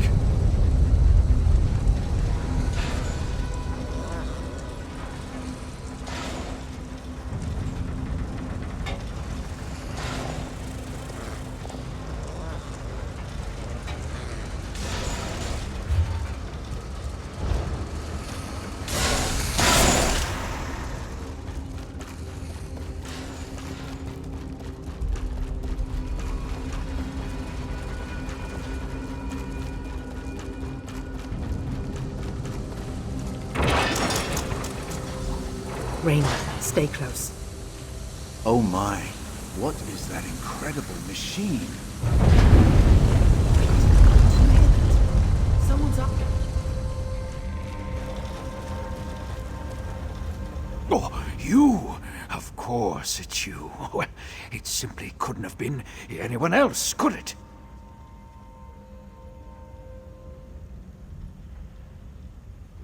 That depends. What year is it? No, wait, don't say it. There's already enough temporal instability going on in this place. My name is Thaddeus Cosma, and I am a member of... You know what? That's not important right now. This device, however, is... too complicated to explain. See that scroll on the ledge there? It's a list of components I need you and your friends to track down. Unless I fix this device, the temporal and spatial distortions will tear this place apart, along with all of us.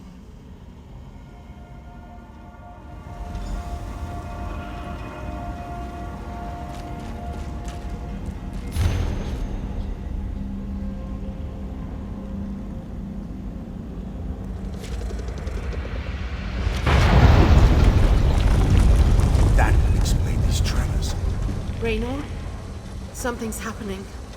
Kirith, what's wrong? Kirith? Kirith! Well, that's unfortunate.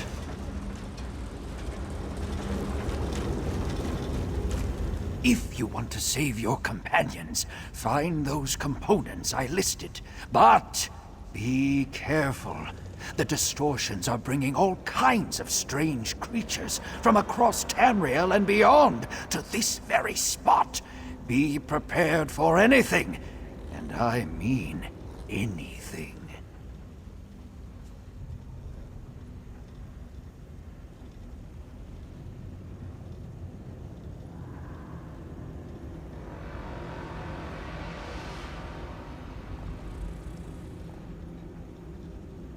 Well, where indeed? I suppose they could really be anywhere. The Merethic era, the distant future, the very start of creation. Don't get hung up on it. Rather, we should concentrate on how to bring them back, providing they haven't already perished. Fixing this Dwemer device should realign time and return everything and everyone to its proper place. In theory. Which is why I need those components. In light of unfortunate circumstances, the responsibility to retrieve them now falls to you. Oh, more questions. I almost forgot what a curious creature you are. All I can say for sure is you will know them when you see them. Now, hurry along. I'll stay here and keep the device stable for as long as I can.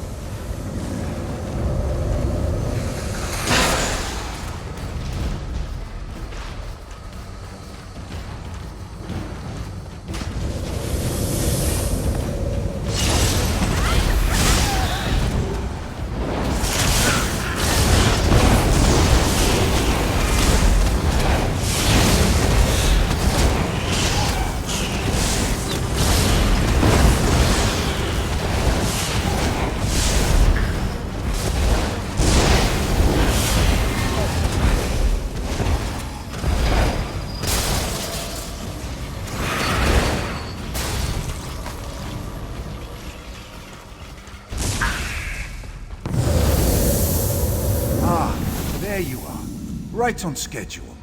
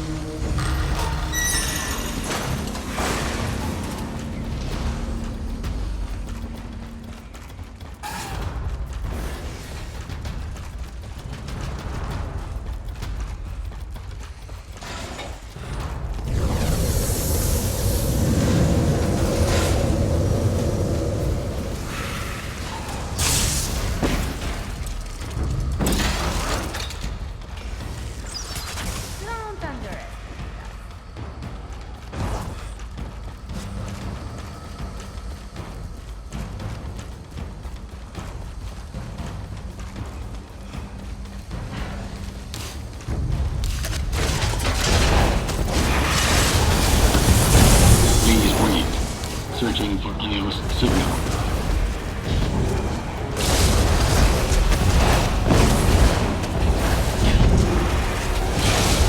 Lost signal. Imperfect emergency protocol engaged.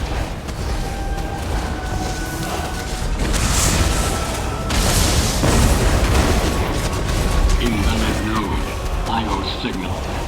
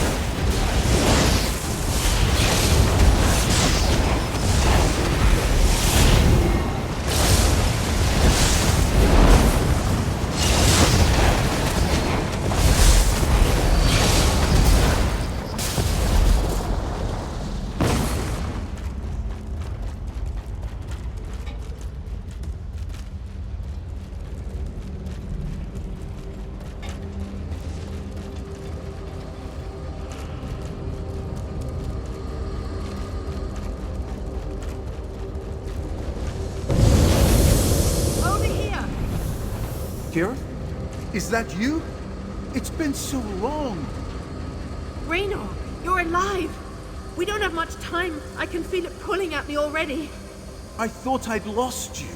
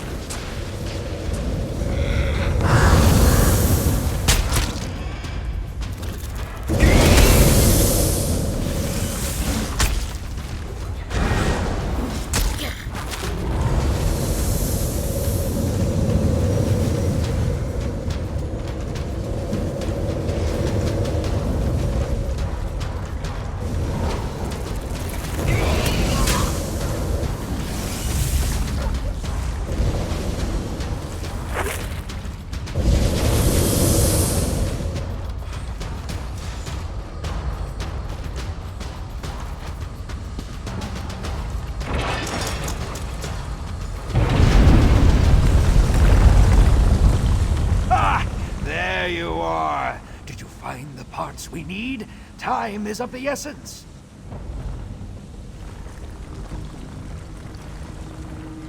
Oh, of that I have no doubt. Now, I need to ensure the central resonator remains stable during the process. You must install the components. There, and there. Quickly now.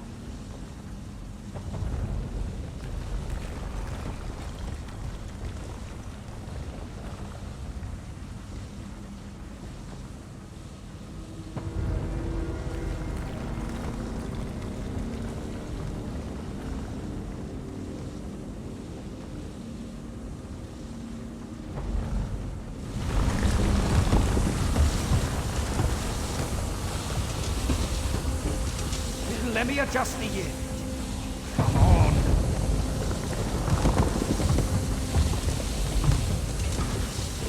Steady, steady. Not so rough.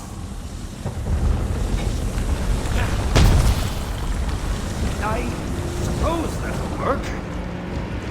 That's it. Now, throw the lever on the overlook to reset the device. Hurry.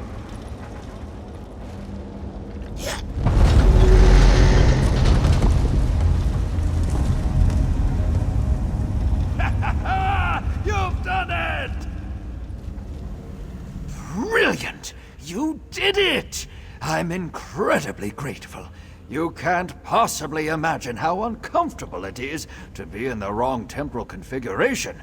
Imagine bowel cramps, except all throughout your body.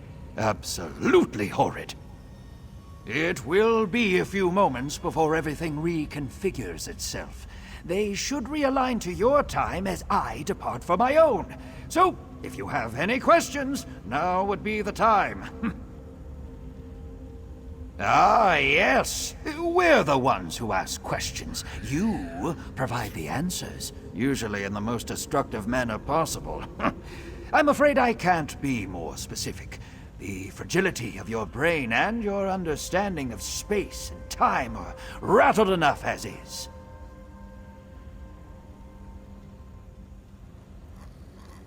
Terribly sorry, I must go! Home at last! Are we back? What in AM's name happened? I think I'm going to be ill. You're alive. What happened? Where did that strange man go? I can't even begin to understand what just happened, but I think we have to thank you for keeping us from being tossed around all of creation with no rhyme or reason. Once the room stops spinning, we're leaving, even if I have to carry Raynor out. Raynor and I have been in our fair share of impossible situations, but this one? It definitely beats them all, at least when it comes to strangeness. And that's saying a lot when it comes to dwarven ruins.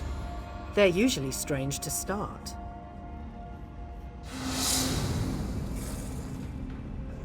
I'm trying to figure that out myself.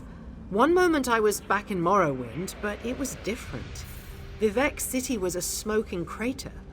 The next I was underwater and struggling to breathe. Then I was falling into a volcano. Then I was here. Not really. I still have all my limbs. I didn't sprout a tail, and my hair is still perfect, thank the 3 for that. Though I'm not willing to test that. Sometimes you have to write off a place as too dangerous. This is one of those times.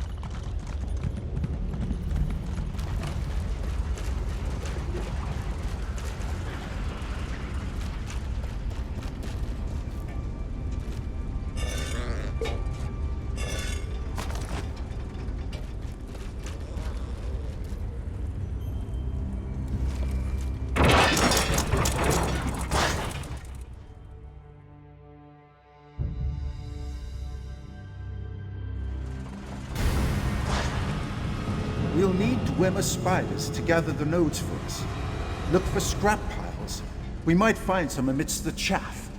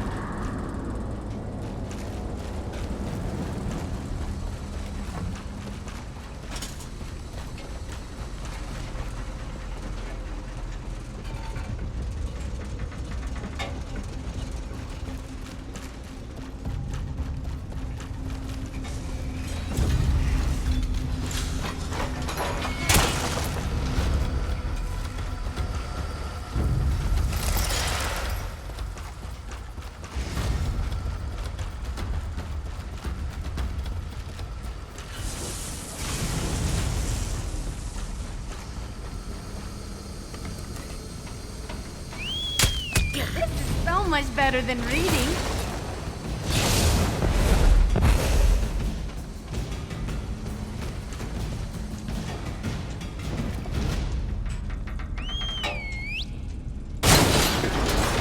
Excellent work, Assistant.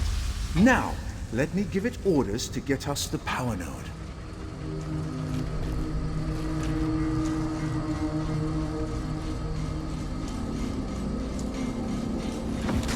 Well done, well done. Grab the power node.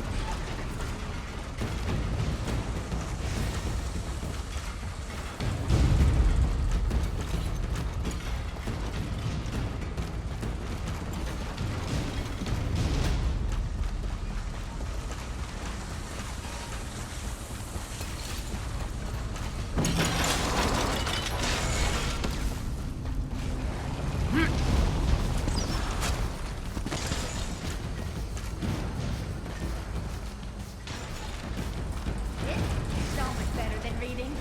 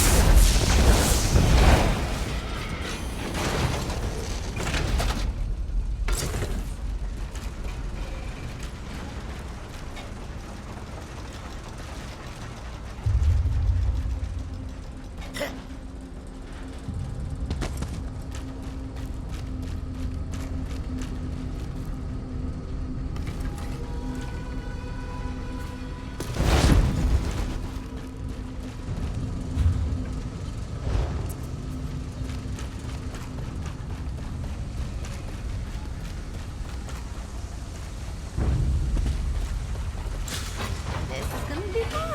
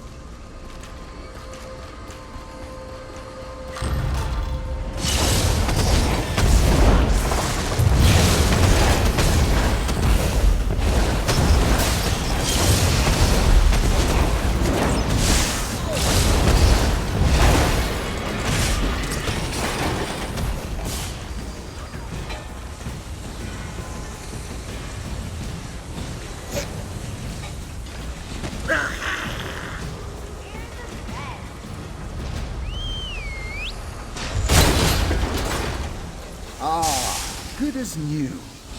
Run along and fetch me my power node, little one.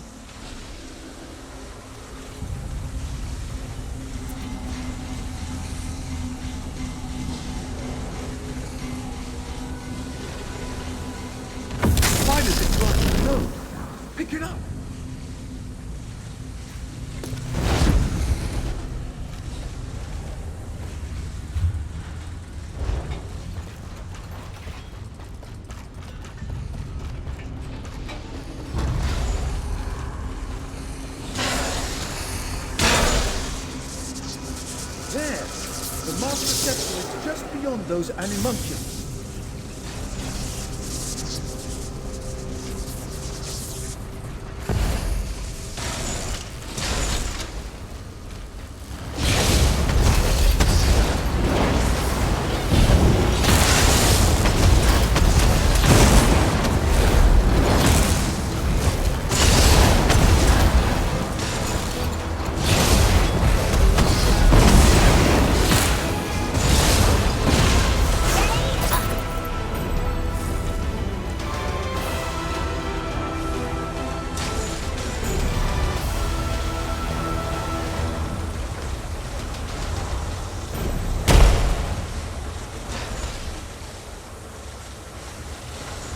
Good work, Assistant. We're done here. Let's talk outside.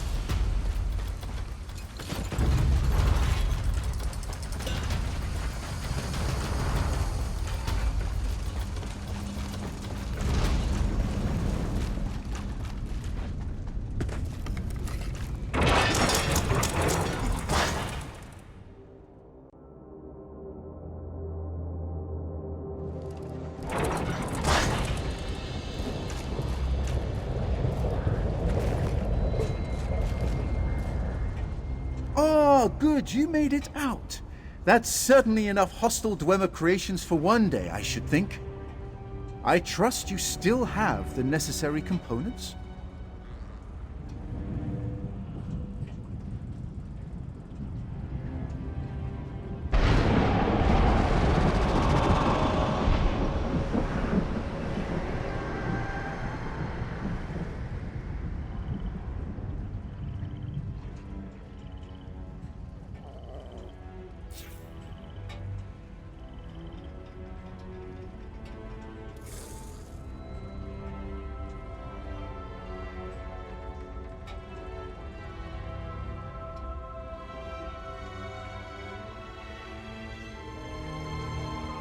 Wonderful!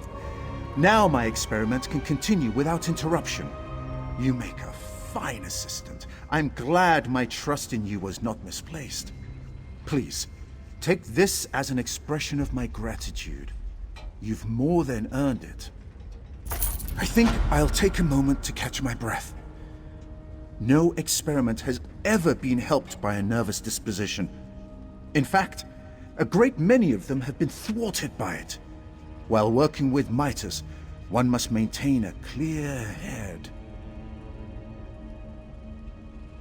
Now I intend to uncover the secrets of the Dwemer Mitre.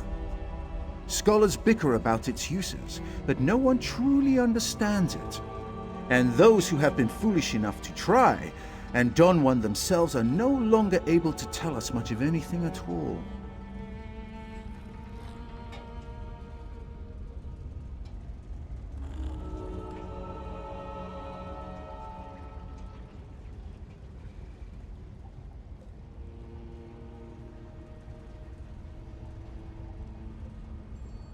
As do I, dear assistant.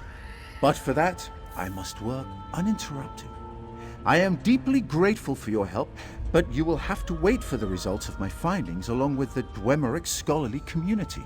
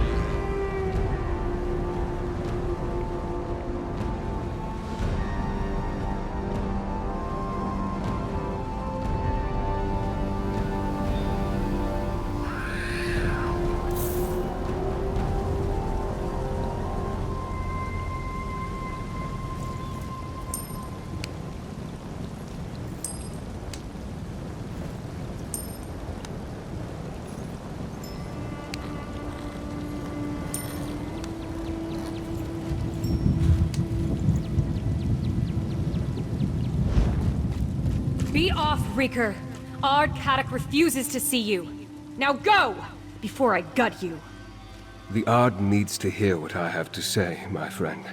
It is imperative that we speak. Well, good to see you, my friend. I could use an ally in this desolate place. The Grey Host has turned his attention upon the Reach, but the local ruler refuses my help. This so-called despot of Markarth thinks walls and sentries will hold back their fury. Ard Kadok. He rules the Reach from Understone Keep in Markarth. I've come to offer my help against the Grey Host, but he has turned me away time and time again. Meanwhile, even here, in the shadow of the city, the Grey Host plots and conspires. It's an alliance of vampires, witches, and werewolves bent on slaughter and destruction. To protect the Reach, I need to learn why the Grey Host has come here, and I need to secure the cooperation of Ard Kadok. Would you be willing to help me? With your help, we may save the Reach yet. While I continue to exert diplomatic pressure, I need you to find information the Ard will consider valuable. Something concerning the rebels that plague his rule, perhaps. Start by talking to the Sentry. Reach folk deal in bargains. They respect strength and skill, and they believe in rewarding favors. If we can bring something important to the Ard while demonstrating these qualities, I think he'll agree to hear us out. If we're to stop the Grey Host and help the Reach, we don't have a choice. At the very least, we need his resources and support. In my time here, I have heard about these rebels, but I'm not sure the extent of their rebellion. See what you can learn. Remember, remain respectful but wary when dealing with Reach folk. They don't suffer long speeches, not even short ones. Keep your conversation with the Sentry brief and to the point. Once you find something, meet me in Markarth at Understone Keep.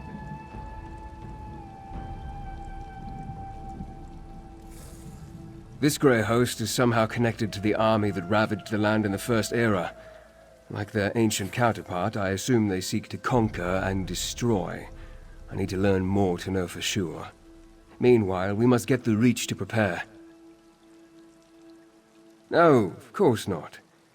I won't mince words. The Reachmen are a stubborn and unruly people. They resort to violence at the least provocation, but despite the opinion of most civilized Tamriel, they aren't frothing barbarians.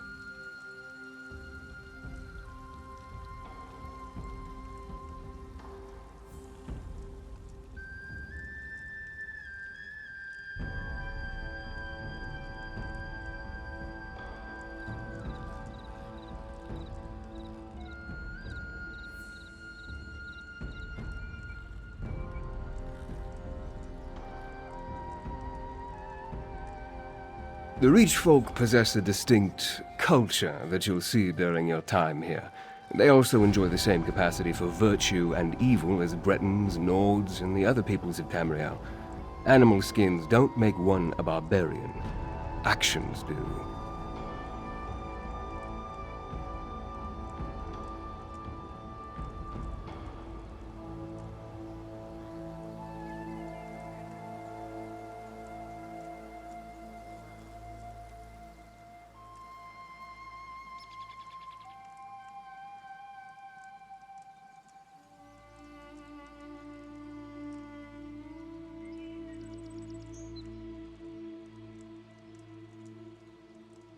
And you as well. I only wish we weren't in the midst of yet another crisis. I formed the Raven Watch to deal with this type of eventuality, but even with centuries to prepare, I find myself caught off guard. And Kadok's stubbornness doesn't help.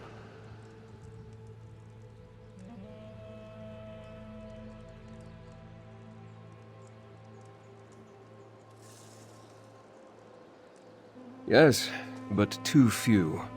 We tracked Rada al-Saron to the Reach and found the place crawling with Grey Host warriors. He's here for a reason, and I think it goes beyond simple conquest, but the truth of his motives elude me.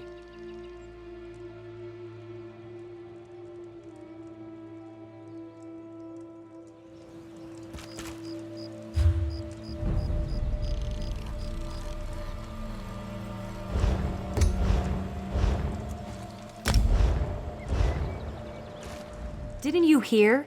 You and that fancy bastard aren't welcome here. Get, or I'll make a scarf out of your guts! We know all about the Blood Drinkers and the Beast Folk. We were dealing with them just fine before Ard Kadok called us back to Markarth. The Witch Rebels are a bigger threat, along with outsiders who try to get into our business.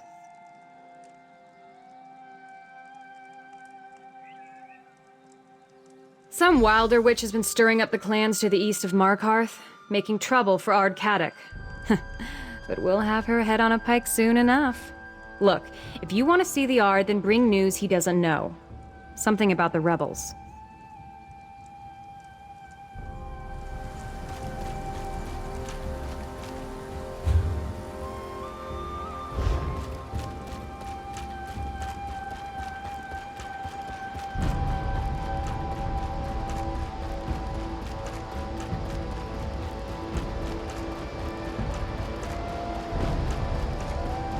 None of these weak strangers could face a true Reach challenge.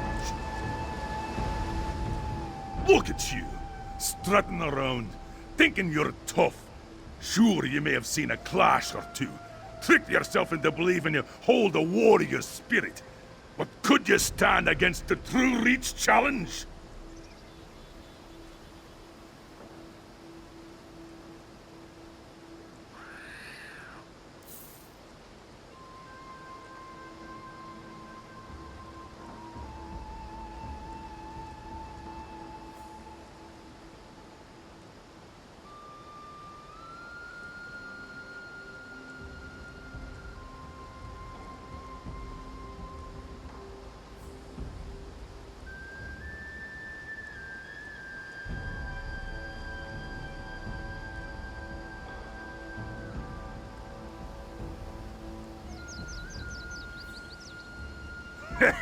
Don't you have a gut of stone? Well, how's a den crawling with otherworldly beasts sound? Just you against a horde of Oblivion's worst monsters and spirits. Most outsiders would quiver in fear at the thought.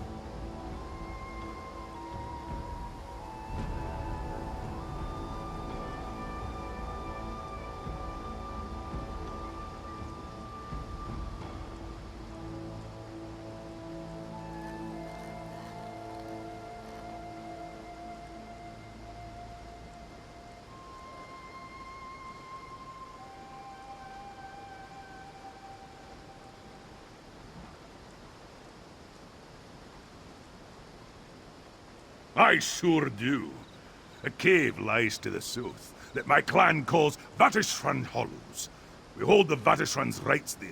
A combat ritual meant to test our warriors' mettle. I challenge you to go there. Prove that you belong in the Reach.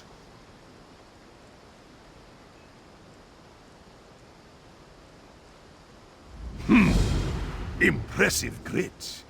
A shame the rights will definitely kill you. This cart can take you to Vatishran Hollows right away. Otherwise, head south to find the cave entrance. I'll send word ahead to my clanmate Khadgarn. Speak to him when you get there.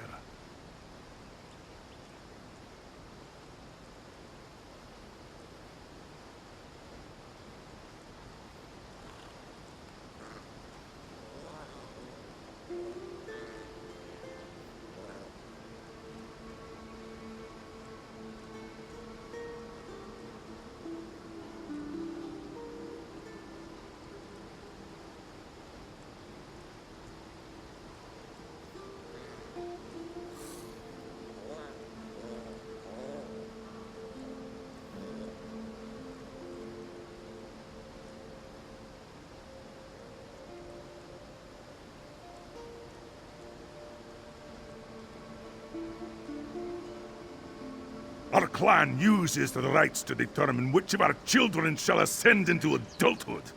If they survive the challenge, they come out as full Reach warriors. They carry all the privileges and responsibilities that the clan offers. Ha! Indeed it is. Which means it will be the perfect match for an outsider.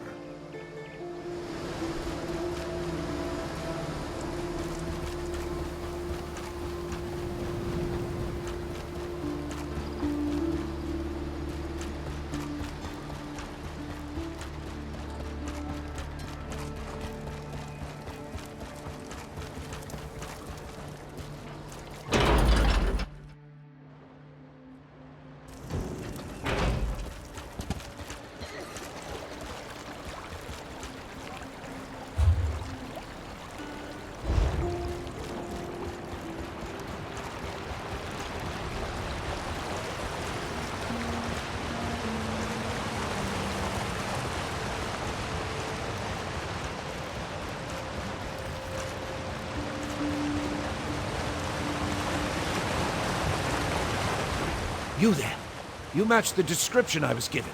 I have a message for you from Lyris Titanborn. The Titanborn wanted me to find you and tell you she was on her way, but she had something she had to look into first. She said that if you weren't incredibly busy, she could use your help. Mentioned that you had an uncanny knack for solving problems. All I know is she found something at the Reachwind ritual site. It really got her companion excited. They stayed behind and sent me on ahead to deliver the message, which I have done. Now to see if a Nord can buy some mead around here. I need to report in to Jarl Svanna and the rest of the contingent from Western Skyrim, after I quench my thirst. The road we traveled was long and dusty. Remember, the Reachwind ritual site. That's where you'll find Lyris Titanborn.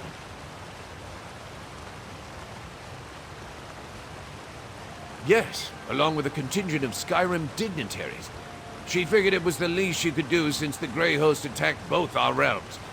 Offer help the way Eastern Skyrim aided Solitude. Normal. I'm not sure what that is anymore. But if you're asking how we're faring, we're doing fine. Distribution of the elixir continues, and they found a way to cure the Harrow. And except for a few disorganized bands, the Grey Host is on the run. He's a big red guard, but he looks puny next to Titanborn. Short bones, though doesn't everybody. They say he's some kind of sword master. Or was it a dragon guard? I'm not sure. It's hard to remember anything other than his beard.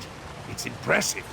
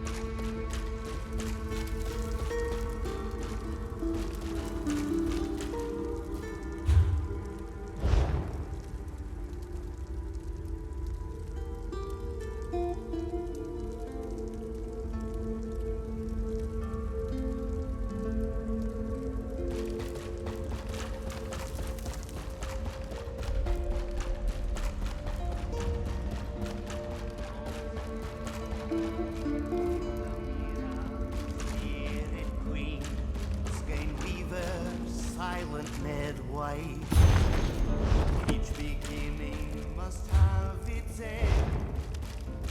Dark mother of death and life.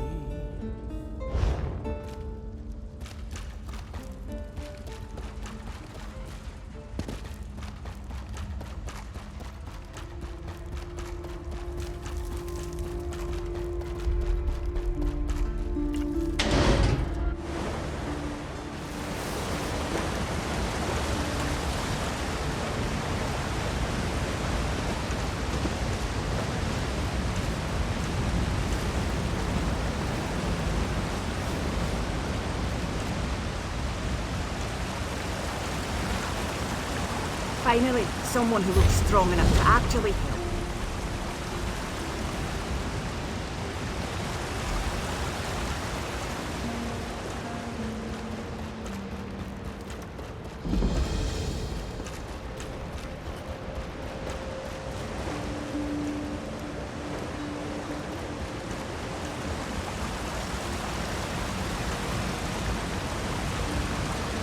I seek adventurers to combat evils in the Reach. Are you here about the notice? So many new faces in the city, but we could use the help. If you need work and aren't concerned about the risks, then we should talk. As a former Imperial consul, I assure you that this is all above board. Oh, not me. At least not directly. I'm more of an administrator. Have been since the days of the Longhouse Emperors. Luckily, Art Caddick likes me and decided to keep me employed. You want Rolthahon, Gwennifa, and Neldenna. They offer jobs on a daily basis. Curious and deliberate. Good qualities in an adventurer. Usually means you'll live longer. All right. What do you want to know? Are you here about... Oh, not... If you want to work alone, remember... They've gone too far. This will not stand.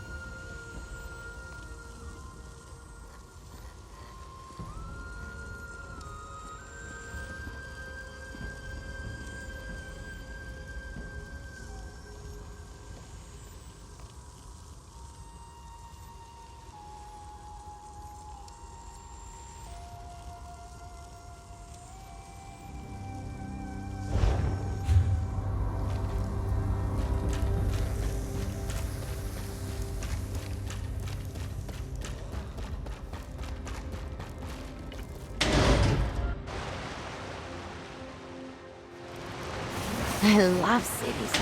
They have a kind of rhythm to them, and it's just a matter of learning the steps.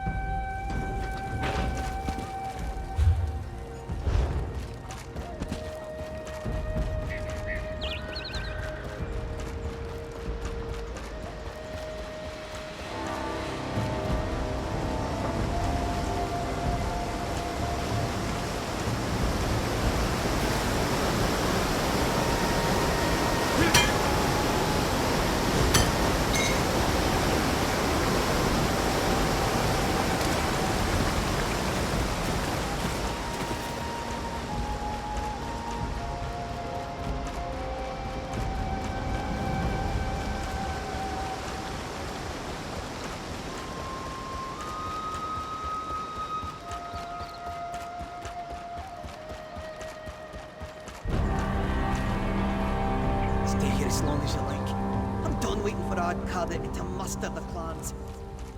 Are you now? And what do you plan to do about it? Join those rebels? You wouldn't have the first clue about how to find them. That's where you're wrong. Connell says they're gathering in the eastern foothills. Well, then your head can wind up on a pike with the rest of them, you damn fool.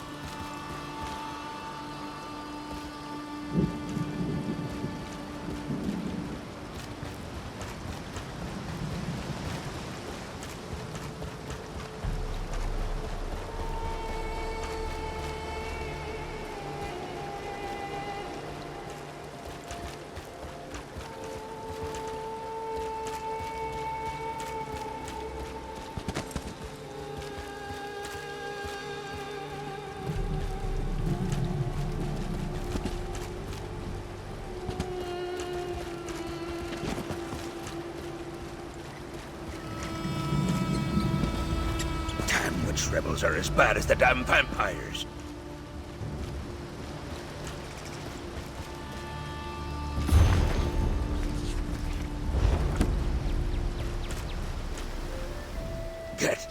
Get away from me, you reeker! You think a Reach warrior with only one good leg can't gut you? Well, think again! The Grey Host? Does it look like I've been bitten or clawed? It was the damn Witch rebels. And they can't tell a Reach folk from a monster any better than you can. They thought I was one of those invaders. Spirits, take the lot of them. Aye, like a pack of wild dogs they were. Kept shouting, Arana, Arana, as they bore down on me. I took an arrow in the leg before they listened to me. Before they decided I wasn't an invader. I think Arana spoke to me. I think she was their leader. No, like ghosts these rebels are. I plan to return to Markarth and petition the Ard to let me take a war party out to find them. They must be hiding in the eastern foothills. I don't care if they are fighting the Grey Host. They're mine.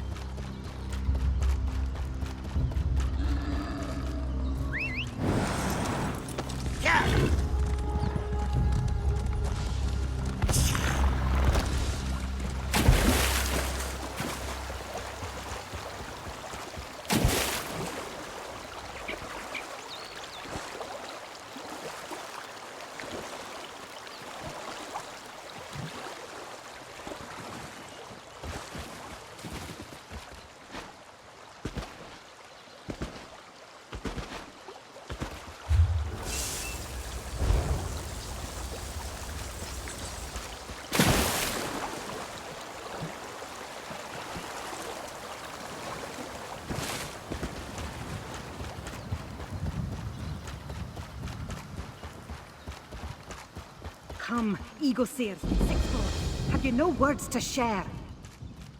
An outsider has better sense than the lot of you. Come, outsider, help me prove a point.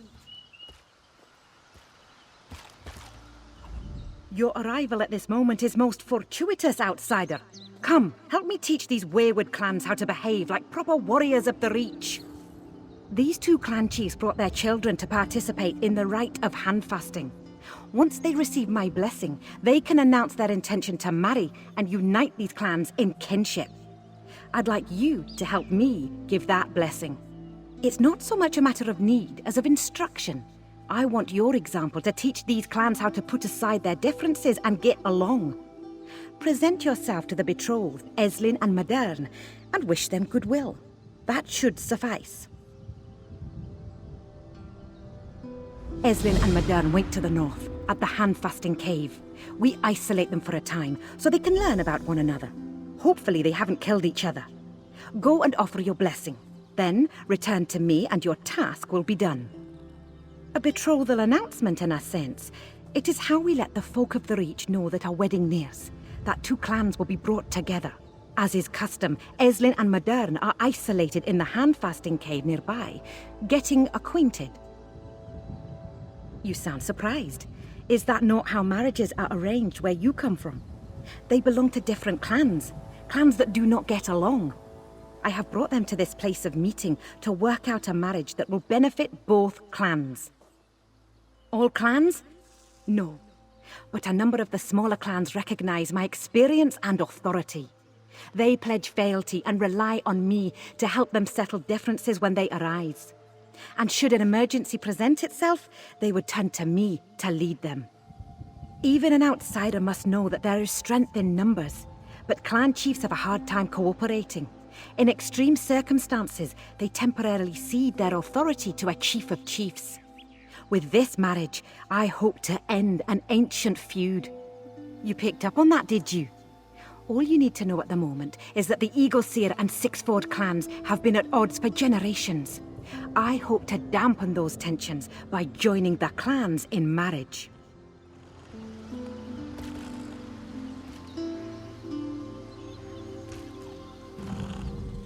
The Chief of Chiefs is crafty, I'll give her that. Using an outsider for shame, the Sixfolds, and us too, I suppose. Not the best way to start a marriage, but I've seen worse. Chief Eagle Seer is my brother. I love him and his daughter dearly, but this feud has been going on since longer than anyone can remember. Not even the Vasistrans know how it started. This attempt at a reconciliation will go exactly as the others. When all the drama has come to an end, the Eagle Seers and the Sixfolds are still going to hate each other. Nothing will change that. As for my niece, she won't do anything she doesn't want to. I'd feel sorry for Modern, if he wasn't a Sixfold. This isn't the time or place for such talk, outsider. Not with the Chief of Chiefs looking on. If I hadn't heard the Chief of Chiefs' words with my own ears, I'd think this another trick of the hated Sixfolds. Still, you have your task, outsider. Get on with it already. What's to be happy about? I'll abide by the Chief of Chiefs' counsel, but I can't imagine a blood bond between us and the Sixfold clan. I just hope the lad's worthy of Eslin. If not, he won't last much past the ceremony, if I know my daughter. Eslin's my one and only. She's got 4 older brothers, but she's the fiercest child I've ever whelped. Eagle Seer blood runs strong through her veins, thank Baal. Modern needs to mind their edges. Not that the Sixfolds give much mind to anything. That has nothing to do with you, outsider. Do as the Chief of Chiefs bids, so we can get on with this. The Chief of Chiefs is allowing you to go to the handfasting cave? Outsider, when you see Modern... No, forget I said anything. Yes, no! Give Modern and the Eagle Seer woman your blessing, outsider. Just as the Chief of Chiefs instructed. Each of us have a part to play in this fiasco, including me. Opposed? Look, Modern and I grew up together. I want what's best for him. And now they're binding him to some Eagle-Seer Hellion, and I've said too much. Go. Give your blessing. Let's be done with this. First, the Chief of Chiefs demands offer my son to the cursed Eagle-Seers. Then she involves an outsider in the matter just to shame us. Very well, outsider. Offer your blessing to my son and the Eagle-Seer sow, so we can finish this. What should I be? Not only am I forced to endure the presence of the Eagle-Seers, I must allow my son Modern to marry one of them. The Chief of Chiefs asks much of us, but I will not let my son go unattended. Modern is an adequate scout, but he's a sorry hunter and an abysmal fighter. I suppose if there's any good in all this, it's that Chief Eagle-Seer is fool enough to accept such a poor match for his daughter. That is none of your business, outsider. I am here and doing as my Chief of Chiefs demands. Let us leave it at that.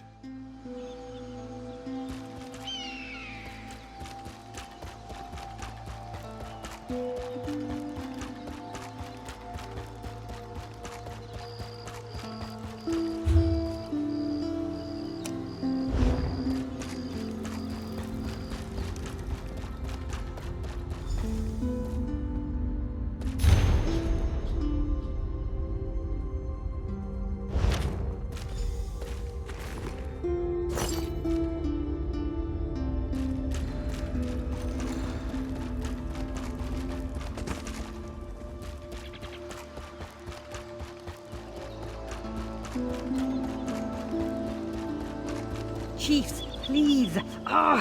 The outsider. I'll speak to you over here.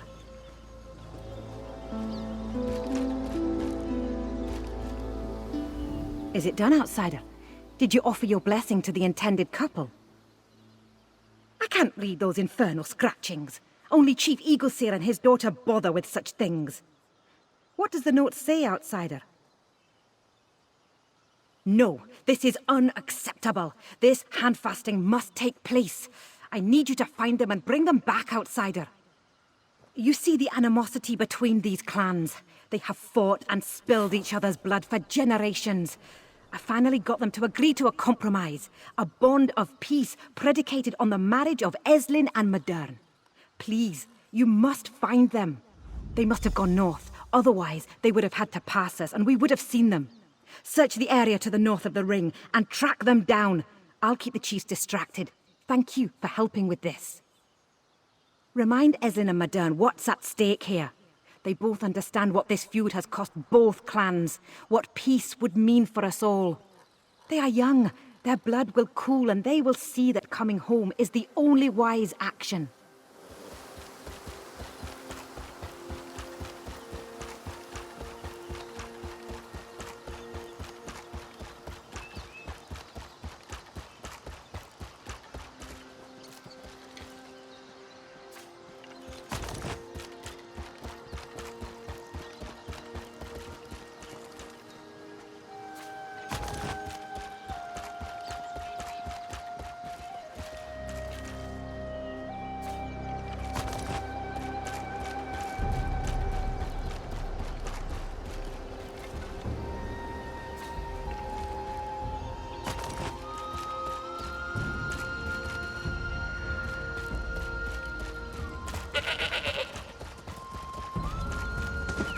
Unnatural witch stories. Nothing but reach stories, mark my words. I don't think we're the first to camp here. Lots of fresh tracks. Have faith. The gods won't lead us astray.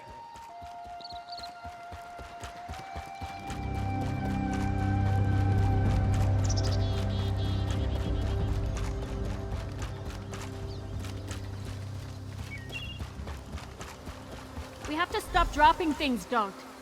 Quiet, Eslin. Someone's coming.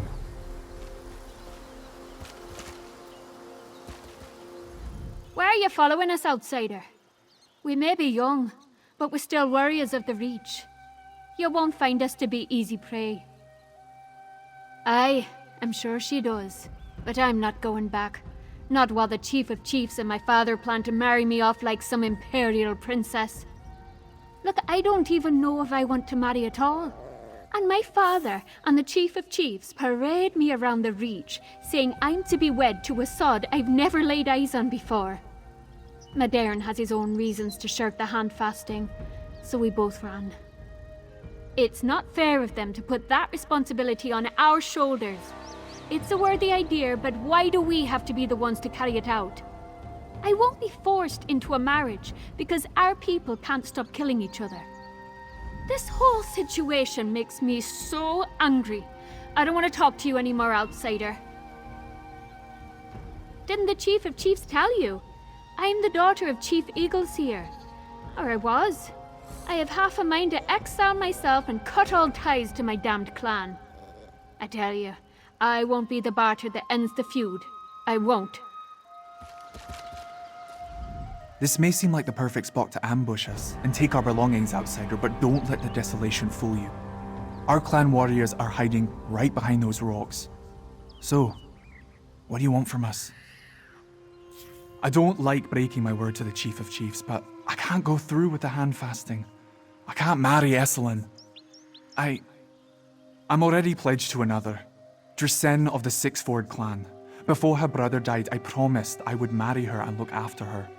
How can I break one obligation to honor another, even for the sake of our clans?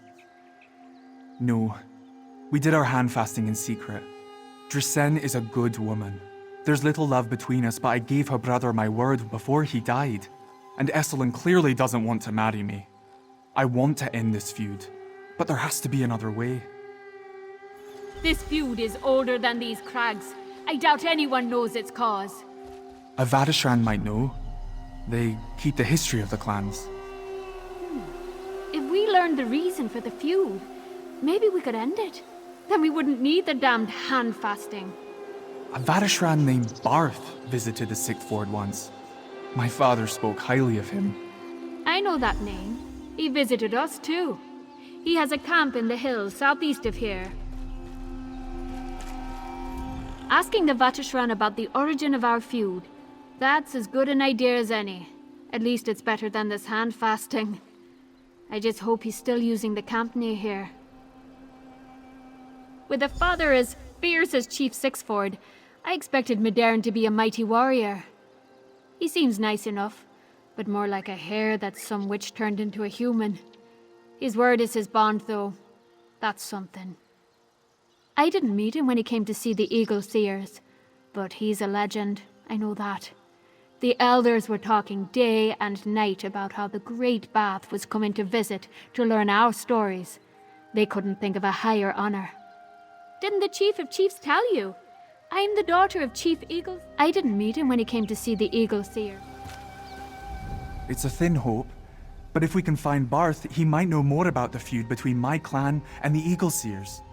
Even before all this, I had heard of Chief Eagleseer's daughter. Fair as a rose and just as thorny. But we did get to know each other in the cave. At least a little. She's smart, passionate, fiery. I can respect that. His name is Barth, a living legend from what the elders say. I only got a glimpse of him when he visited our clan before my father and the clan elders sent me away. He was interested in hearing more of our stories, I think.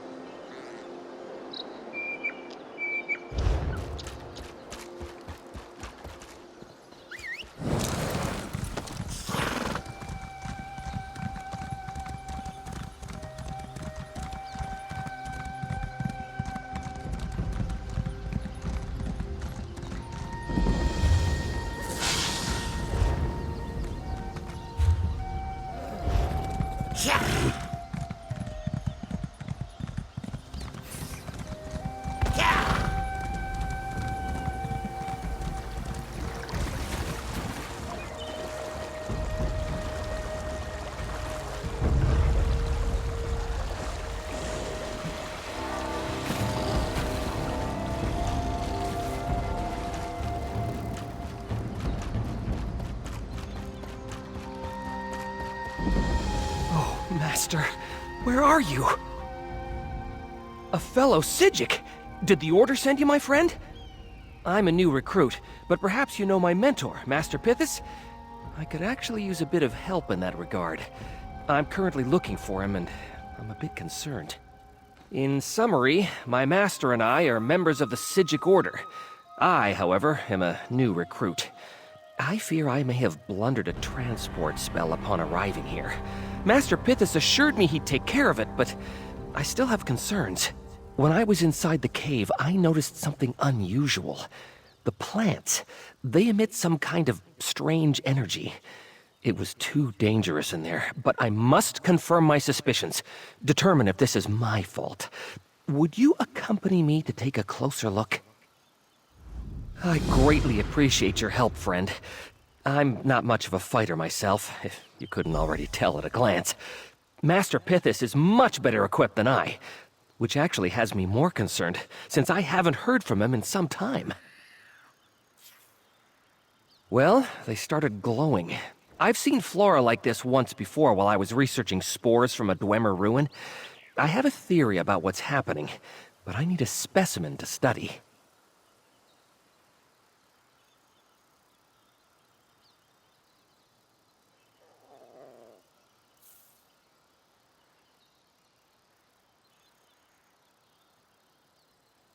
Plants are much easier to understand than people, in my experience. My studies attracted the attention of Master Pithis and the Psijic Order, so I think it's worked to my benefit. Present circumstances notwithstanding, of course.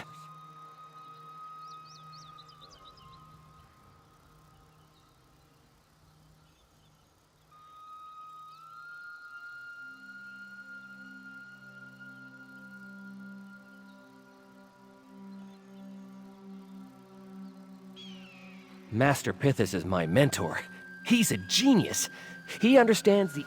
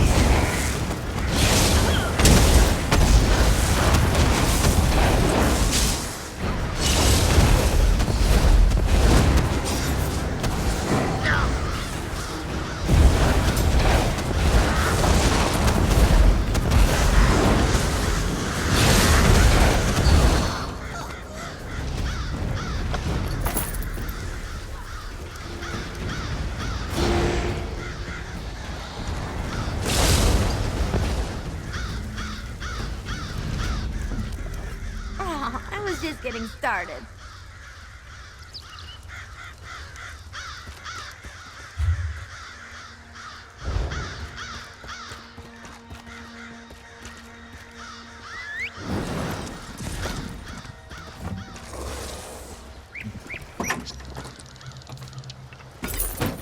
Thieves' Trove? Nice.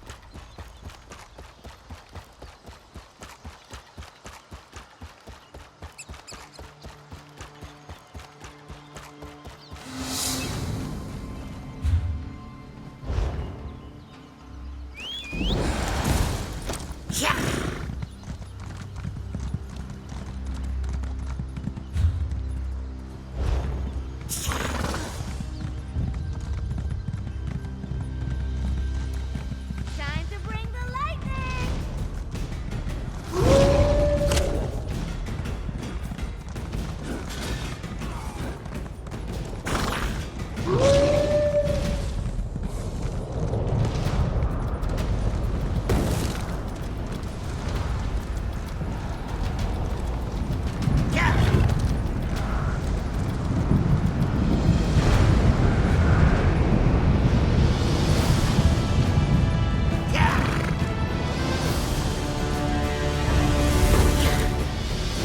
Easy, friend. I'm not your enemy.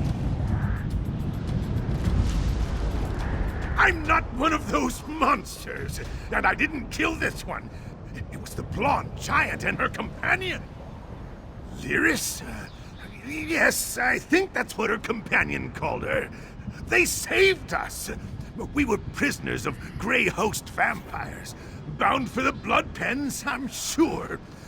Then that armored giant, Lyris, you say? She strolled into camp and demanded they free us.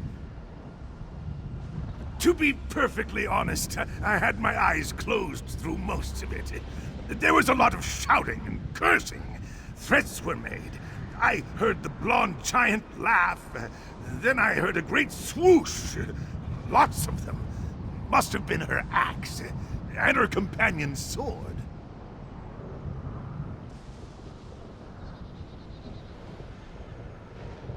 Every last one of them! They found something on the leader, though. A letter, I think. It got her companion all excited. Pin mentioned Valthum and departed without another word. So I stuck around to see if I could find anything else of value.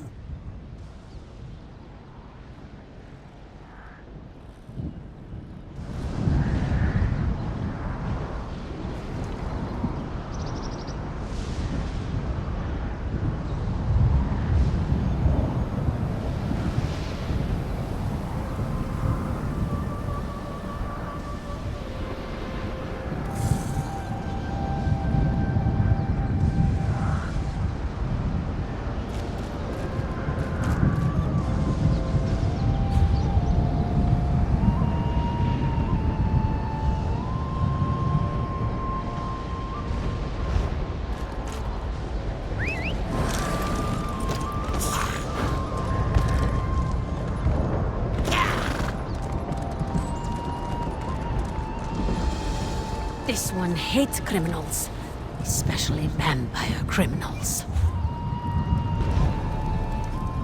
Five Claw?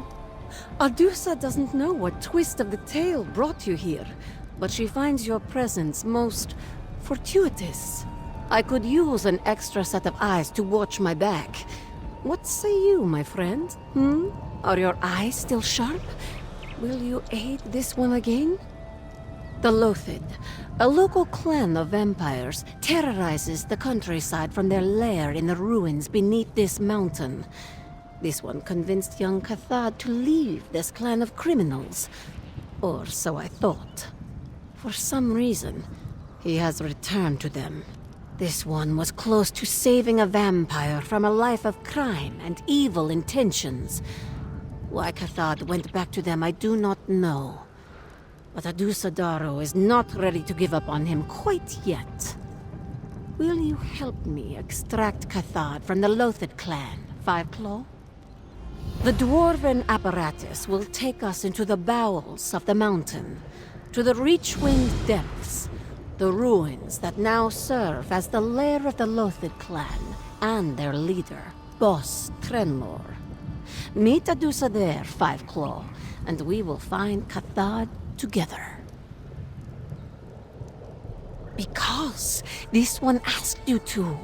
If that isn't enough, consider that turning one more vampire away from evil helps everyone. And if that doesn't motivate you, then remember the gold. House Ravenwatch pays well. Very well indeed. This one met Cathad when he first became a vampire. Before he got involved with the Lothid clan. I tried to recruit him then, but his attention was unfocused. Between his newfound abilities and Freylith, he wasn't ready to listen to me. Another vampire. A friend, or so I thought. She seduced Cathad and led him away. I hadn't seen either of them until I ran into Cathad here in the Reach. We talked. He agreed to leave Lothid and join me. And then suddenly, he came back here.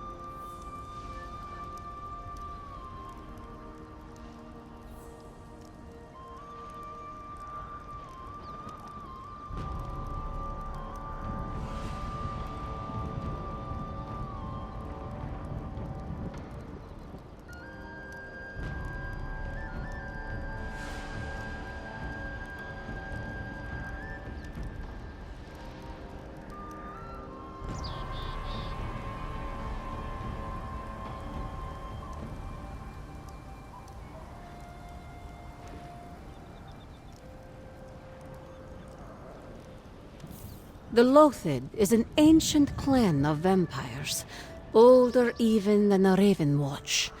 They turned more troublesome in recent years, ever since Boss Trenlor took charge of the clan. He drives them to perform unspeakable horrors while terrorizing the locals.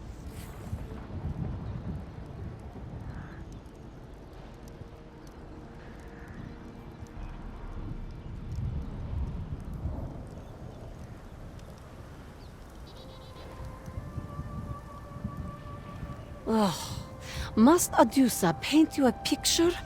Boss Trenlor has appetites that he forces the clan to satisfy. Murder, torture, extortion. These are some of the clan's crimes. And now, this one hears rumors. Tales of a prison where mortals are kept like cattle.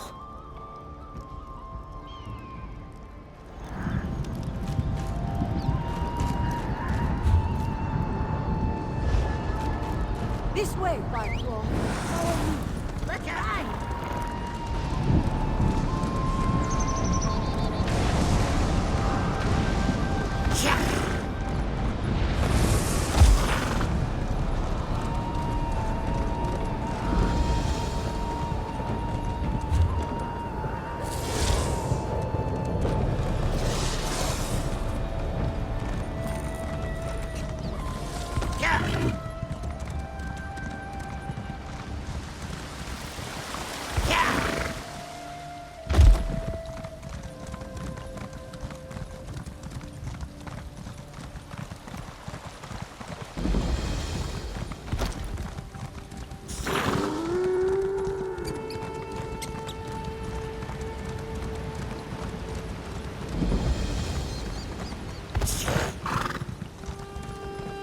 This is his camp. But where's the Vatashran? I don't like the look of this.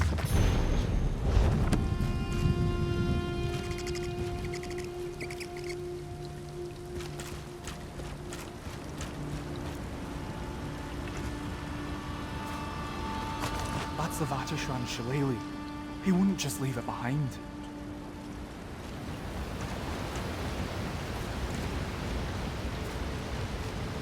That's a Thornroot's clan knife, used for dark magic. The Thornroot clan uses the ruins over the hill. Their witches must have taken the Vateshran. We have to help him. Without weapons, we'll just get in the way.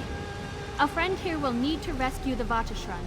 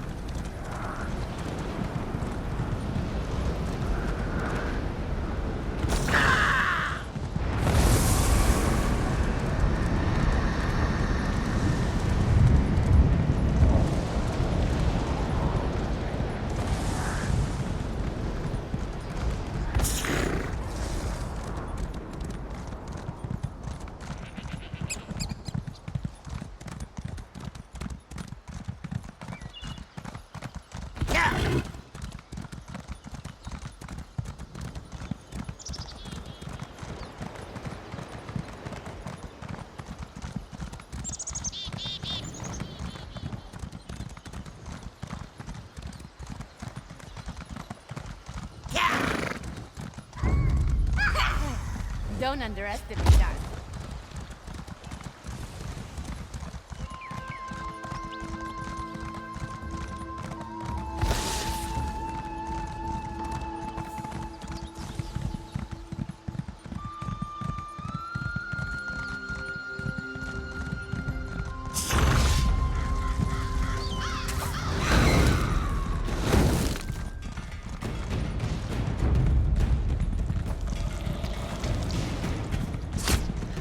Take that, you bastard!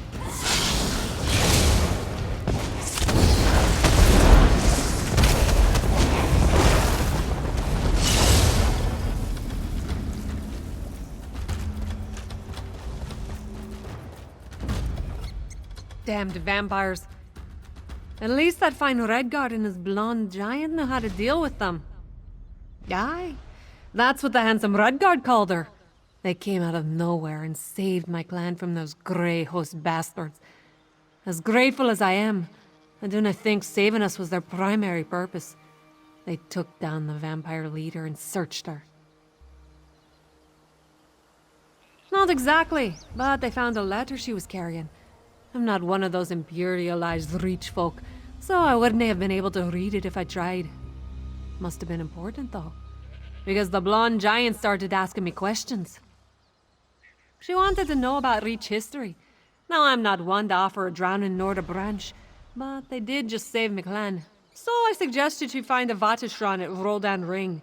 If you're looking for the Redguard and his giant, check there.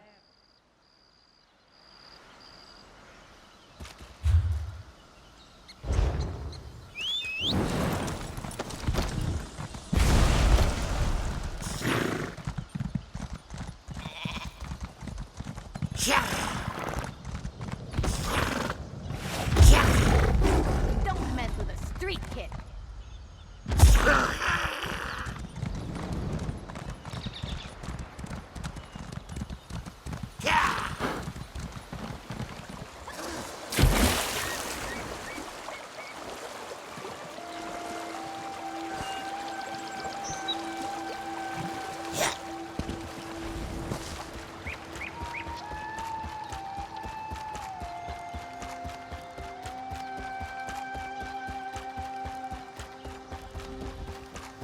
There's my partner. Over here. Welcome, partner. I take it you got my message? Problem? More like an opportunity. And it all has to do with these letters we found on the Grey Host leaders at the Reachwood ritual site and Valthume. Well, I can't argue with that description. Sai Sahan is certainly all those things and more. We were on our way to Markarth to meet Savannah when we decided to help out the locals with their Grey Host problem. That's when we found the letters. Maybe nothing, but for Sai, maybe everything. We think there's a third letter out there. Sai's in Gloomreach trying to acquire it. Go help him while I finish here. I'm hoping to talk to one of the Reach lore keepers, a Vadashran, if I can find one. What? You have a problem with me and Sai spending some quality time together killing Grey Host vampires? Maybe even find a few moments to be alone? Anyway, he came to see me and then agreed to help as we wrap up things here in the Reach. Maybe nothing, but for Sai, maybe everything. We think there's a third letter out there. Sai's in Gloomreach trying to... Thanks, partner. I really want to talk to one of the Vadashrans and see if they can tell me more about what's in these documents. In the meantime, go to Gloomreach and help Sai.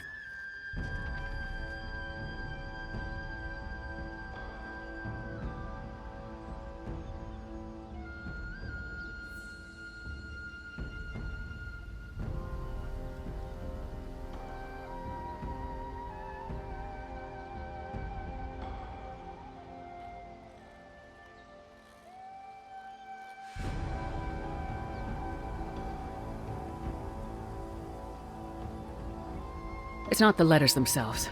It's what's in them. There are references to Rada al-Saran and a Reach hero, as well as something that ties them both to Sai Sahan's martial traditions. It might be nothing, but Sai wants to investigate.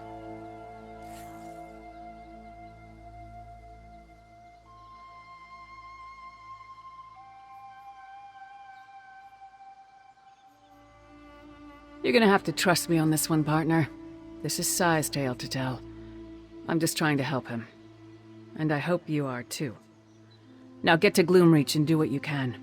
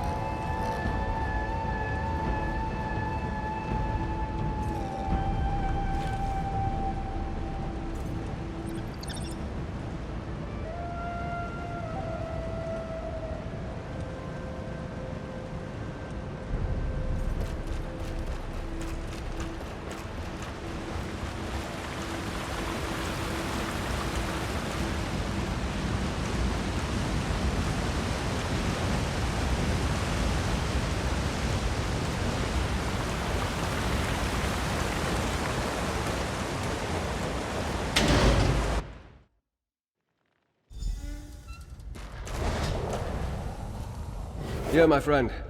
Was your hunt successful? You couldn't have timed your arrival any better. Ard-Kadak holds court as we speak. We'll never have a better chance to gain an audience with him. Did your investigation uncover anything we can use? What did you learn? Orana? I have heard that name during my time here. Did you happen to learn what these rebels are rebelling against?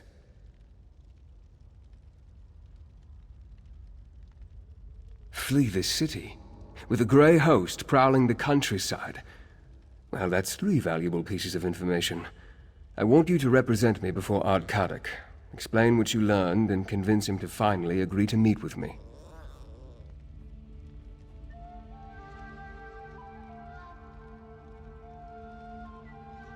Speak with the Ard Sentry. You'll need to convince her to gain an audience with Kadak. I think the information you uncovered about the rebels will be enough to interest the despot of Markarth, but you can never be too certain with Reach folk.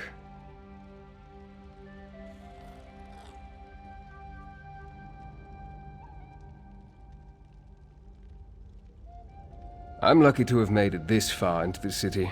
Kadak and his entourage have little patience for a noble such as myself, especially a noble from a land they consider to be the home of their enemy. Now, this task is better in your hands.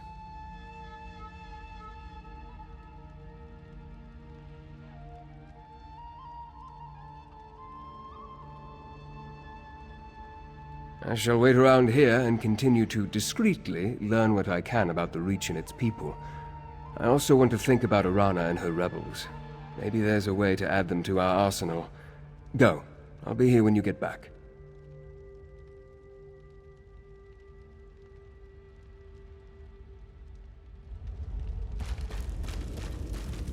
You again?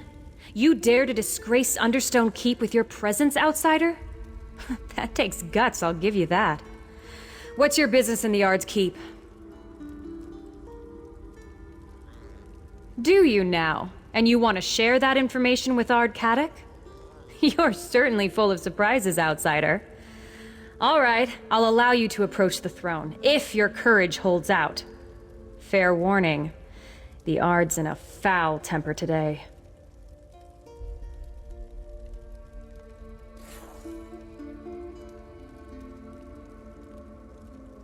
Not yet you don't, but you will. Ard-Kadak's is likely to remove your head from your shoulders as listen to you, so talk fast, outsider. And remember, the Ard has no patience for fools or flatterers. Keep that in mind.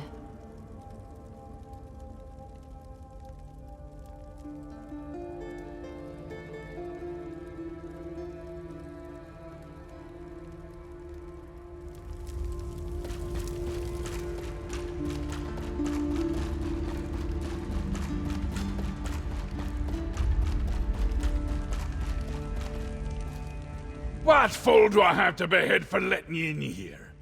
You're not of the Reach or the clans. You've either got the sense of a goat or the heart of a saber cat, and I'm eager to find out which. Now, speak plainly. What brings you to the despot of Markarth?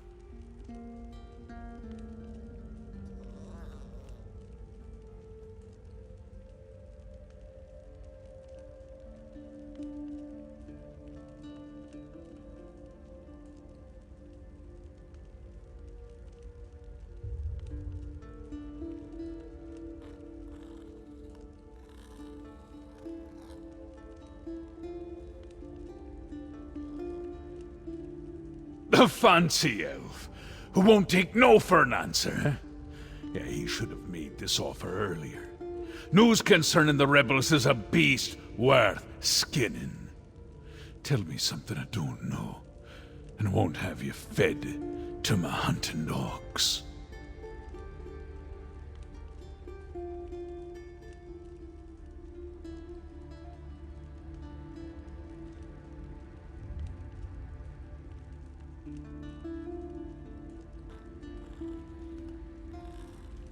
Spies?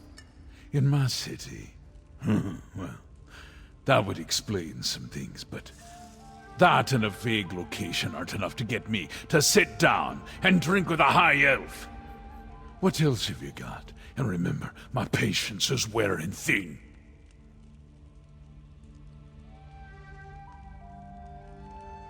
Arana. I know that name. She's a honey-tongued fanatic who refused to bury her sword when I forged a peace with the Grey Host. She's slippery, eh? But I didn't realize she led the rebels. Sniffing out a Reach Witch. That commands respect. For now. Aye, they agreed to spare the city while they look for some ancient relic. Dwarven, I suspect. They can have it. Verandis wants to meet? Then talk to my advisor, Lady Boleyn. Track down Arana for her, and I'll listen to every word he has to say.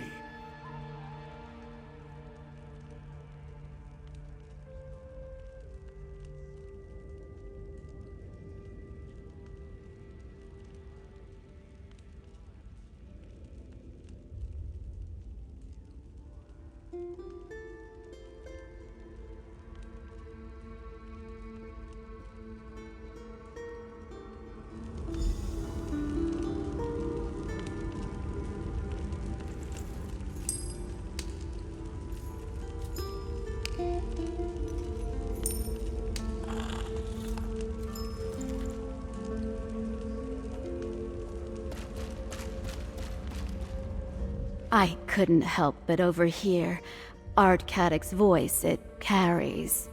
Now tell me about the leader of the witch rebels. The name you provided? Arana, I believe you said? Ah, therein lies the problem. Reach witches are experts at losing themselves in the many caves and copses that decorate the landscape. It's like finding a tooth in a hen's beak. Most witches give deference to the Ard. Arana is a troublemaker. Actually, that task falls to you. A favor for a favor, yes. That's how business works here. Locate the rebels, find Arana, and urge her to stop meddling in Markarth's affairs. Do that, and you shall earn a place for you and your count in the Reach.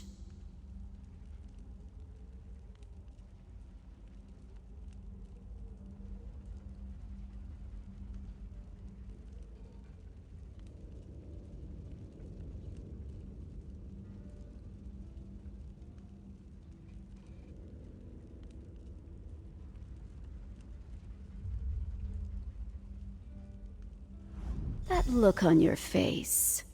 I know curiosity when I see it. Very well. I can spare a few more moments before sending you off on your task. What does the outsider in Ardcadic's court wish to know?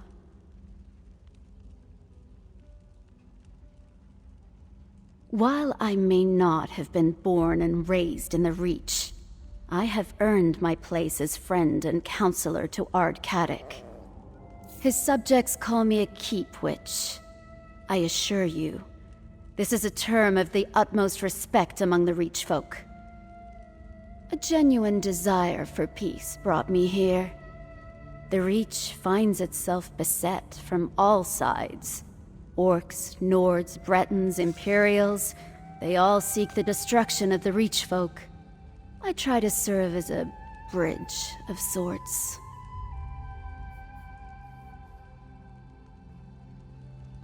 Yes, a bridge between the Reach and the civilized world. There's simply no reason that the people of Tamriel should go on killing each other. We have an opportunity to build a kinder, better Tamriel. I'm here to help make that future come to pass.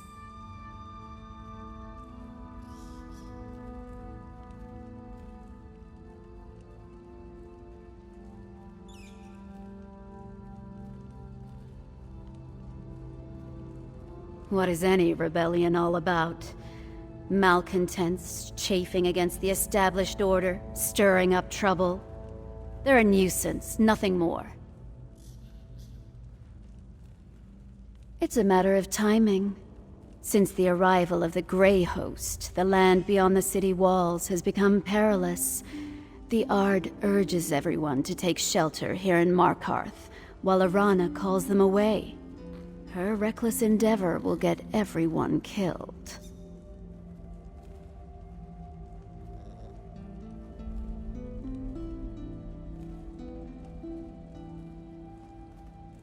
Peace, yes, of a sort.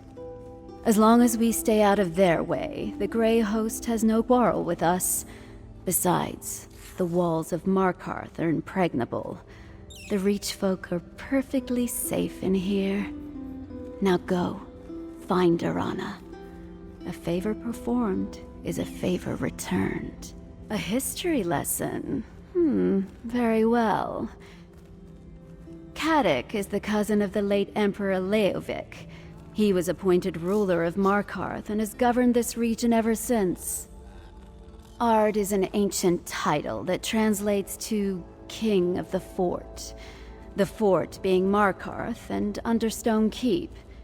As for that other epithet, it's a name given to him by enemies and outsiders. He may be cruel at times, but he's no tyrant.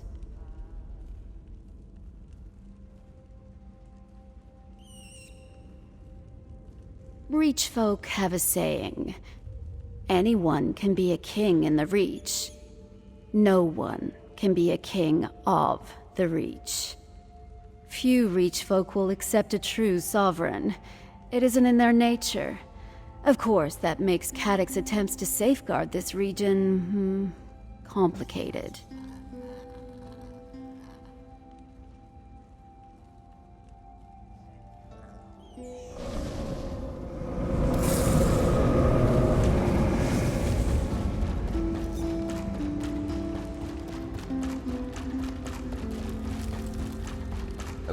Before you run off, tell me about your audience with Ard Kadok.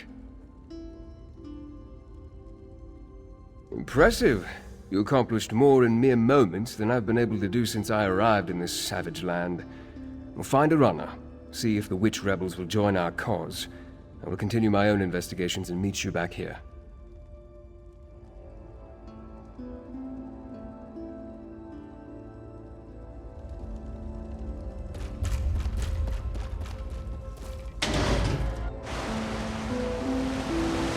What kind of trouble do you think we can get up to here?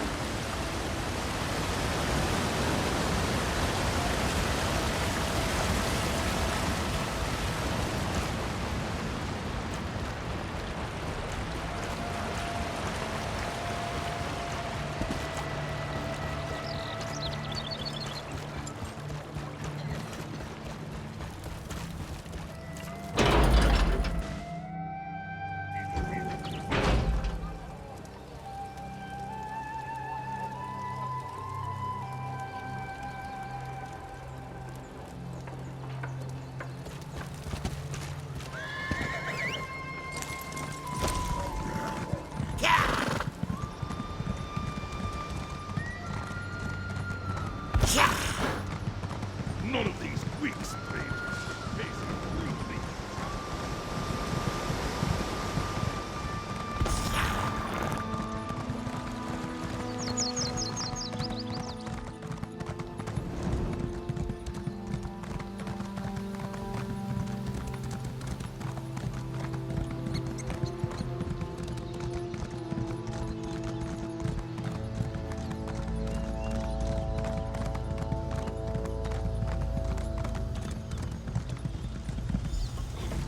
Hold there, outsider. These hills belong to the Reach folk, Rover. Turn around and go back the way you came, or I'll have your nose for a trophy.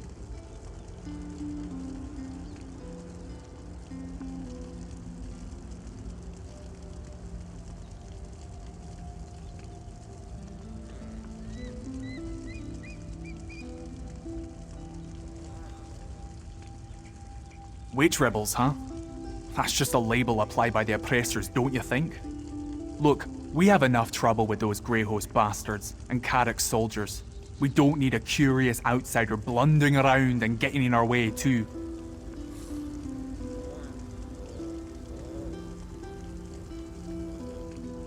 You're a hunter. Truly.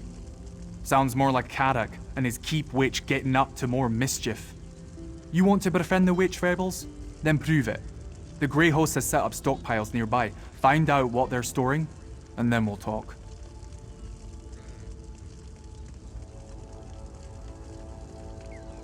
The stockpiles were spotted to the east and south. If you can find out what the Grey Host is using them for, then we'll owe you a favor. And true Reach folk never renege on a favor.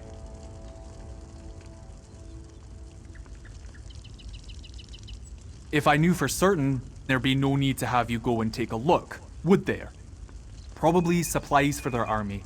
Though what vampires and werewolves need is anyone's guess. Ritual items, things for their harrowcraft. That's what I expect.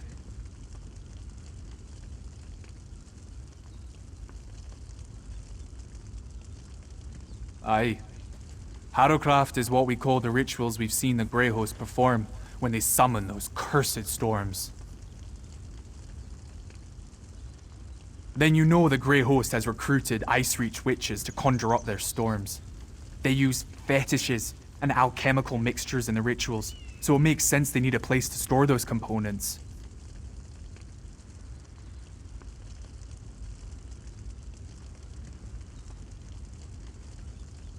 Are you daft, outsider? Do I look like a witch to you? A true witch has power, hears the spirits, knows the old words, commands animals, things like that. Some use their power to help. Others use it to kill. Ice Reach witches are particularly evil.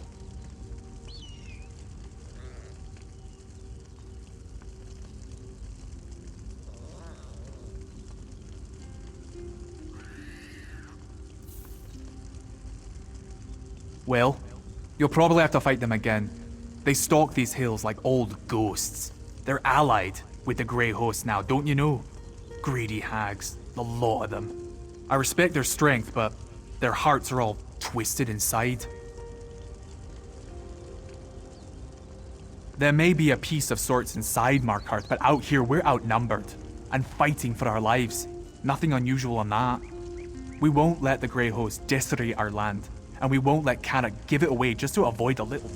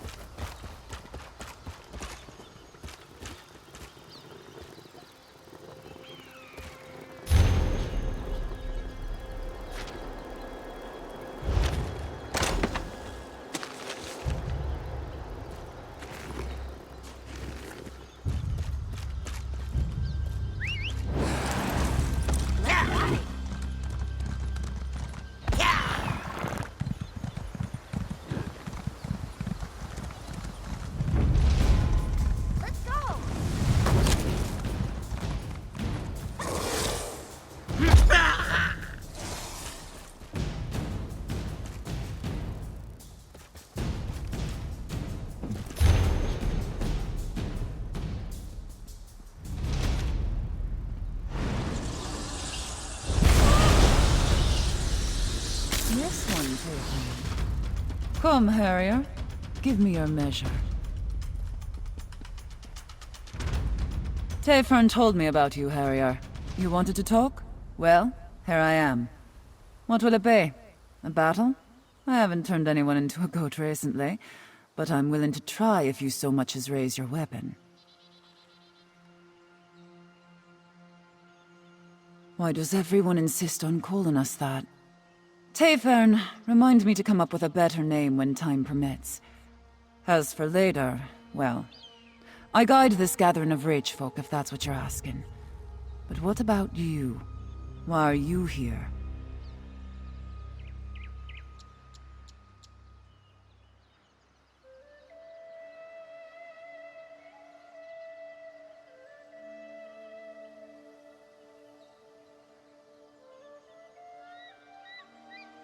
Of course she is. She's a vampire, after all. We tried to slay her twice without much luck. Quick as a spooked hare, that one, and twice as cautious. We'll have her fangs soon enough, though. You can read? What else does that sheet of paper say? The leader? Now that's a worthy bit of news. Bones and birds guide us well, but there's no replacing a cunning hunter. Go to the barrow, Harrier. Listen in on their meeting. Find out what Belaine and her master are up to, and I'll hear you out. The spirits will see you safely to Valthum, Harrier. After that, I suggest stealth and a strong blade. Overthrow Markarth? What in Namira's name would I do with all that dead stone? No, my purpose is clear. I need to help our people by shaking Kadok out of his dream. If that doesn't work, I'll split his skull and let it spill out on its own. Kadok's dream of being king. Oh, he has a true heart. In better times, he's a fine leader. But we face a lean season. We're hungry. But instead of filling the larder, he dreams of a golden crown. His foolish pride has brought this upon our people. Not yet. Not until all the beasts of the woods howl his name. And every day he heeds Belaine is another day he proves me right. The Grey Host has dark plans for Markarth. Kadok's stubbornness will get everyone in that city killed. I am, and a fine one at that. What, never met a witch before, Harrier? I'm sure. We're not all like the blood-sucking Belaine, or my misguided sisters from Icereach, though. Some of us aren't over-enthusiastic malcontents with a penchant for violence and destruction. Not all the time, anyway. Daedra? Ah, the spirits. The old ones. Yes, I've heard them called that. The world is full of whispers, for those with the patience to hear. Most them bloods are just too busy begging pardons from dead gods to pay attention. Pity. Daedra, spirits, crows, it's all the same. Where you see evil gods, we see teachers. Cruel ones, for certain.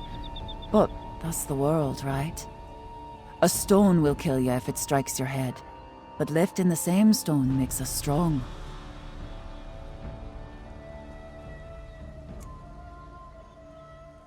What's to tell?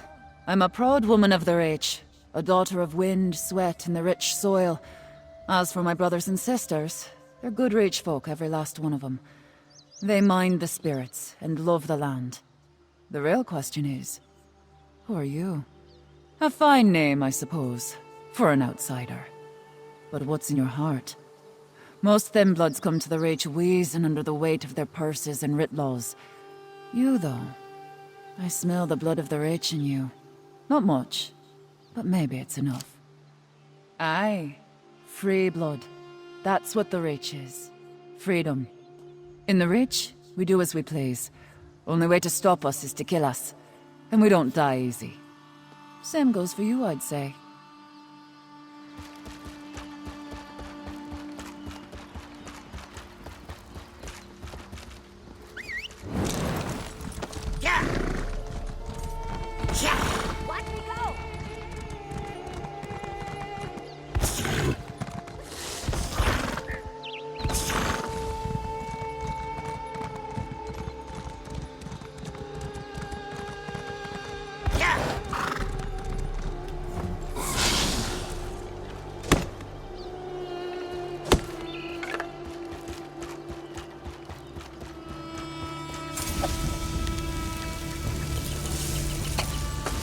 Magister Irin never let me watch him do this. It's so interesting.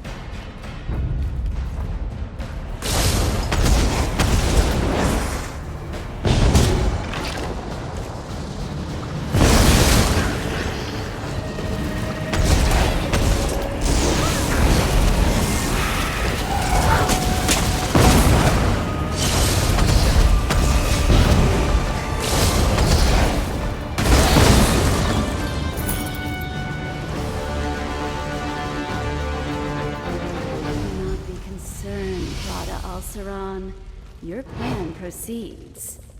Caddock hangs on my every word, and soon Reach folk will fill Markarth like a larder. Excellent. With Markarth prepared, we need only claim the Arctzand Keystone. I'll make inquiries. Just remember our arrangement. Like you, I hate to be disappointed. You there, in the shadows. You can't hide from the Ashen Lord. Follow me, if you dare.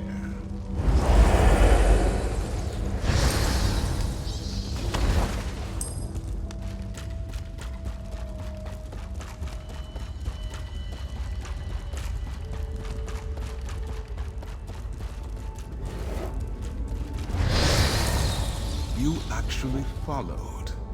There's fire in your veins, I'll give you that. Very well. You may speak to me. You, the thorn that caused me no small amount of irritation and solitude.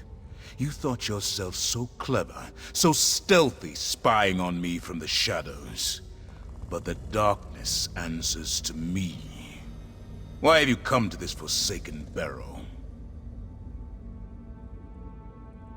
You stand before Rada al-Saran and seek to understand his purpose. Better a torchbug try to comprehend the secrets of alchemy, or a mudcrab the intricacies of necromancy. These events began millennia before your birth. They concern you not at all. Who is this we you speak of? Certainly not the Reach folk. No. There is someone else. I see them, lurking in your thoughts. An ally, almost as ancient as I am. They're desperate to forestall the coming night. Tell me, who is this person? And I don't have to resist the urge to rip out your throat and gorge on your blood. But we are civilized beings, exchanging pleasantries in this humble setting. Perhaps we can come to some sort of arrangement. A tip for a tap, as it were. I propose a simple arrangement. A truth for a truth. Ask a question. I will answer honestly, then I will ask a question in turn. A fair compromise, don't you agree? Excellent. Then by all means, ask your first question. I have no interest in conquering the Reach. I came here to make use of something very old, very powerful. The Reach has the misfortune to be located directly above it. Many of these mortals will die, not because I want them to, but because they must.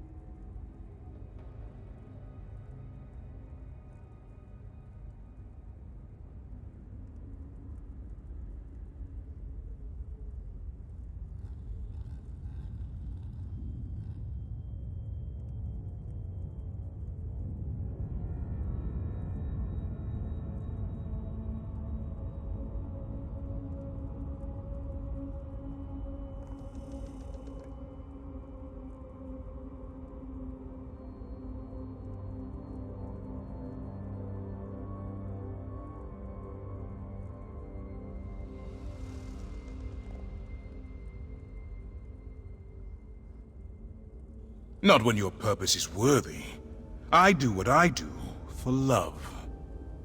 My turn. Your ally, are they a high elf? Your honesty does you credit. Thank you. Do you have another question? Lady Belain is an ally of convenience. Her interests and my design are selfish and predictably narrow. Do you seek to supplant her in Cadoc's court? I recommend against that, for it will not go well for you.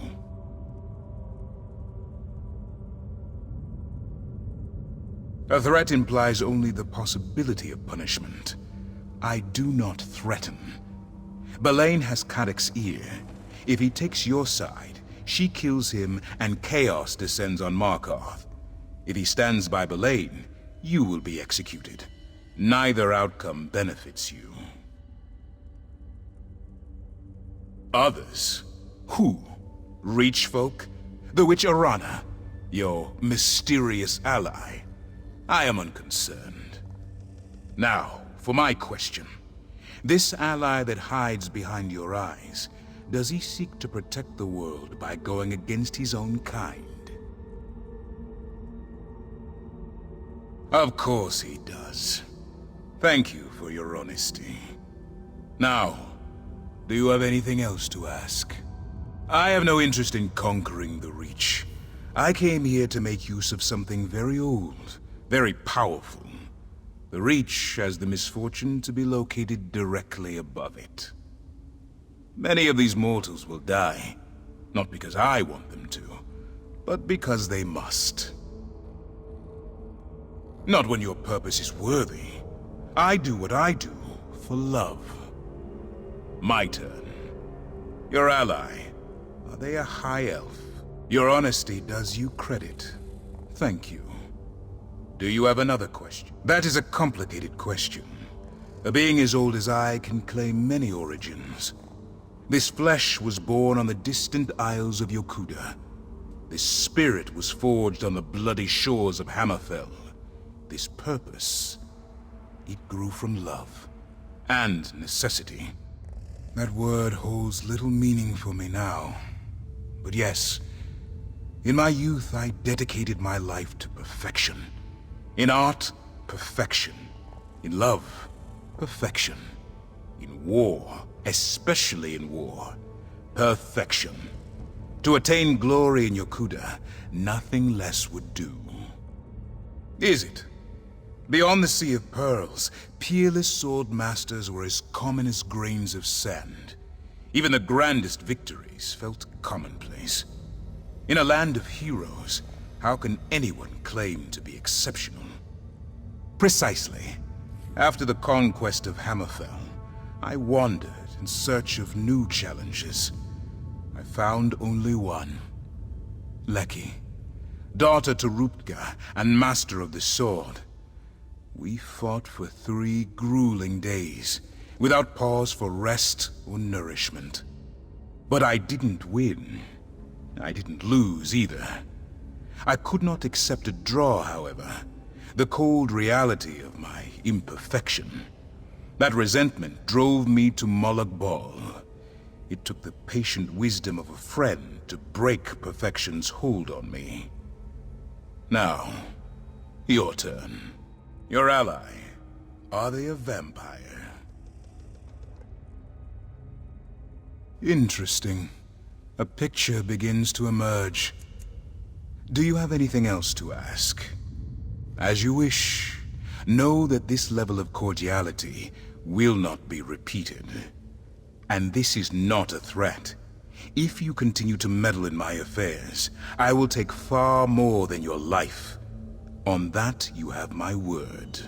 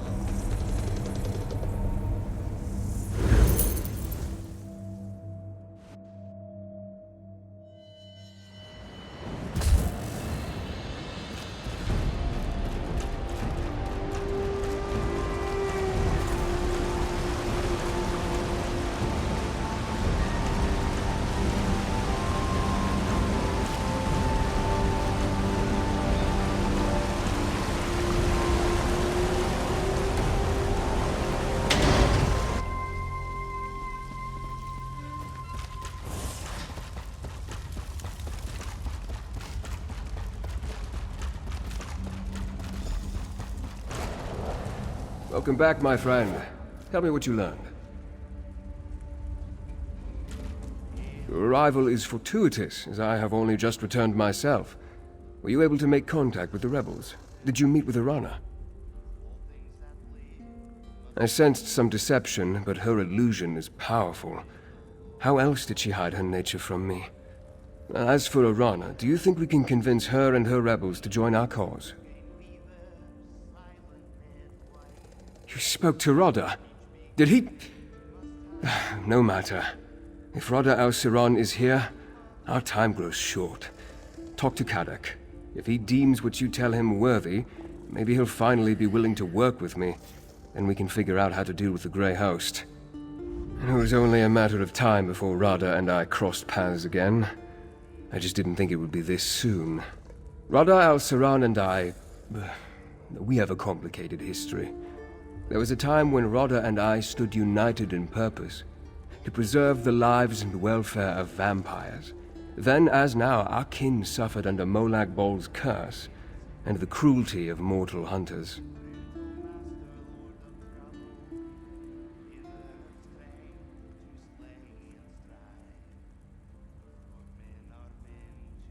Not exactly. At least, not all at once.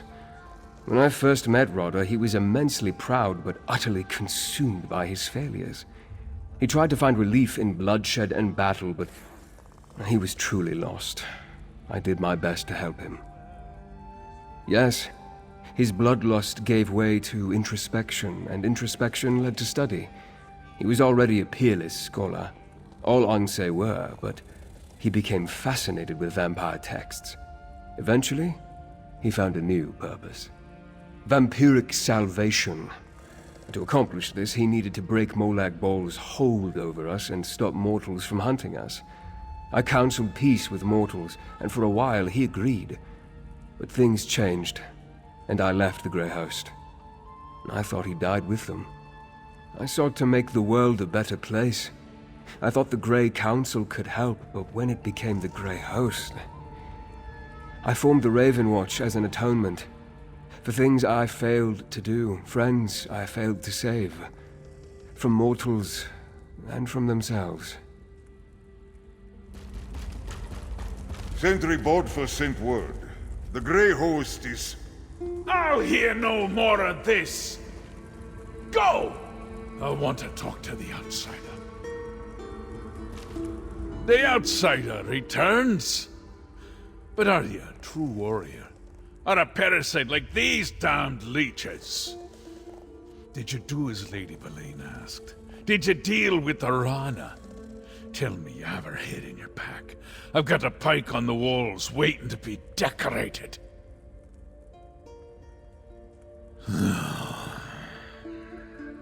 That's not what you are asked to look into. Still, it confirms my own suspicions about my own keep witch. Don't look so surprised. I'm not half as stupid as people think, Rover. Allow. I can count on 3 fingers the number of people I allow in Understone Keep. The rest, they come and go as they please. Let me tell you about the Ember Dance. It's a ceremony we perform here in the Reach. Have you ever heard of it? We grab a handful of hot coals and dance on a bit of straw. Ah, these coals burn, Rover, right to the bone. But if you drop even one, the straw lights, and the flames take all of you to Molag Bal. Do you see? Boleyn's a hot coal. So I grip her tight. I'm going to sharpen my sword. And wait. If you and the noble plan to fight the Grey Host, I won't stop you. But remember, Markarth is more than dwarven stones and high walls. It's strength. Make Arana understand that. That's how you can help. Still begging? I should have the tongue ripped from your head and... God damn it, Rover. A favor for a favor, aye. That's the Reach way. All right, tell the noble. Ard Kadok will see him whenever he's ready. You think I'm foolish to keep Lady Boleyn close, don't you? It takes a bit of foolishness to rule this place, don't you know? You tell this high elf of yours. I'll see him if he wants. Because I'm the Ard of Markarth, and she refuses to heed my commands. Look, every Reach warrior who dies fighting Arana's private war against the Grey Host makes all of us weaker. We need our strength, now, more than ever.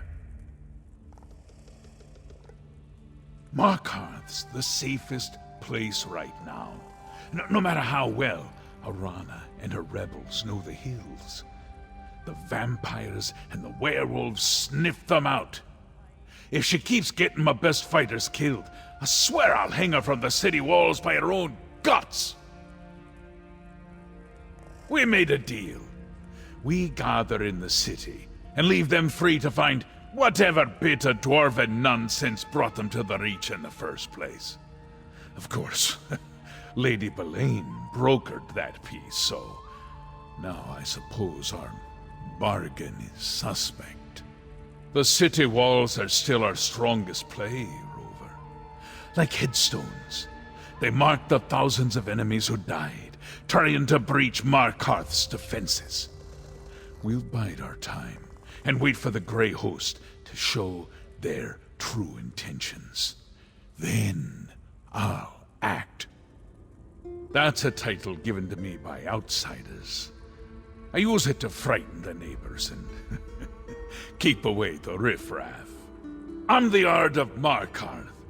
Leovic, the last Longhouse Emperor, was my cousin. I inherited the throne by blood. Had to keep it by blood, too. You ask more questions than my third wife. Leovic's clan, my clan, squabbled over the scraps after Varen murdered my cousin. Pretty soon, they came to take my city. So I bound their ankles and tossed them all to the rocks, head first. All that were left, aye, and the word is executed, not murdered. An Ard offers food, freedom, and protection with his right hand. With his left, he promises cruelty and punishment. Those that covet the right get the left. Simple as that. No, that story's far worse. And no, I won't be telling it this day. I've been watching, but Lady Boleyn hasn't returned to Understone Keep yet. I wonder how the Ard plans to deal with her. Speaking of Ard Kadok, will he meet with me now? Will he help us stop Rada al-Saron and the Grey Host?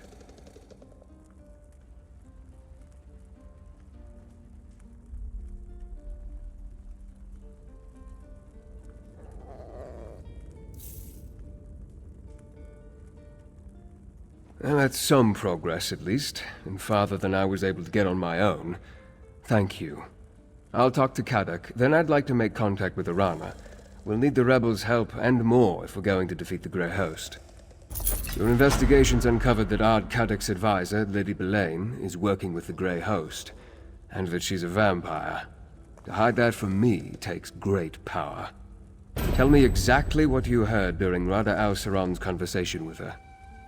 With your warning, Ard Kadok can decide what to do with Lady Boleyn's advice in the future. As to why they care that Reach folk gather within the city, I'll need to think about that.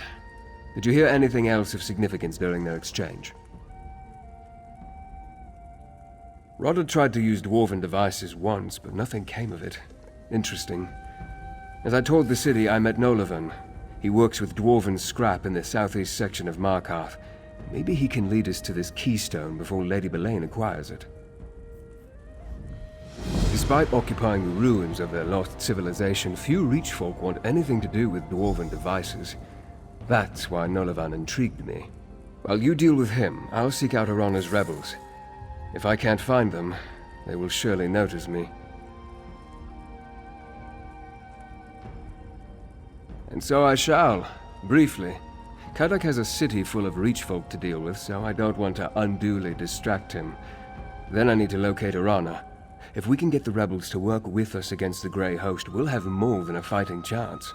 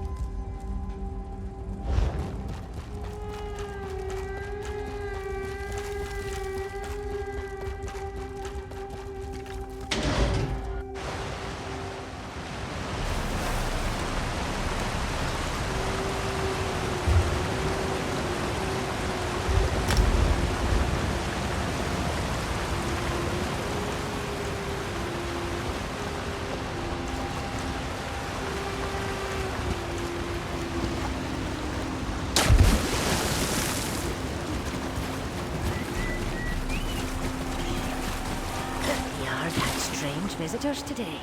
Outsiders asking about Arana.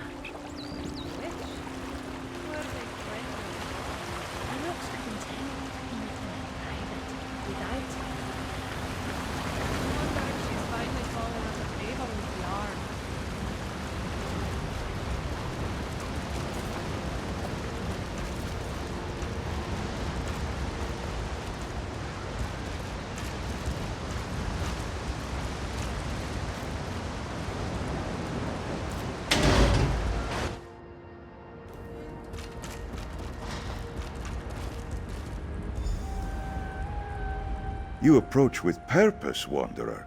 Hircine has sent you to me for a reason, it would seem. My apprentices should return shortly. I sent them to retrieve the sacred relics needed to dedicate this shrine. Until then, what can I do for you? Guerina's dead. I feared it was so when she did not answer my summons. But I prayed I was wrong. Hircine will guide her to the hunting grounds, and she will find her place. You say you recovered the relic, the symbol of Rockybeg, I hope. Aye, that is the relic, simple though it may appear. Rockybeg is but one aspect of Hircine, known also as the Mighty Bear. Will you give me the relic so I may add it to this shrine? That would be a fitting tribute to my lost apprentice. And I thank you for that, Wanderer. Apprentice Guerina would be pleased to know it made it here. The symbol of Rockybeg will forever be a part of this shrine, helping to create a proper sanctuary.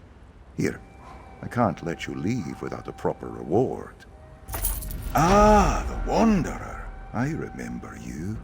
You returned one of the sacred relics of Hircine to me.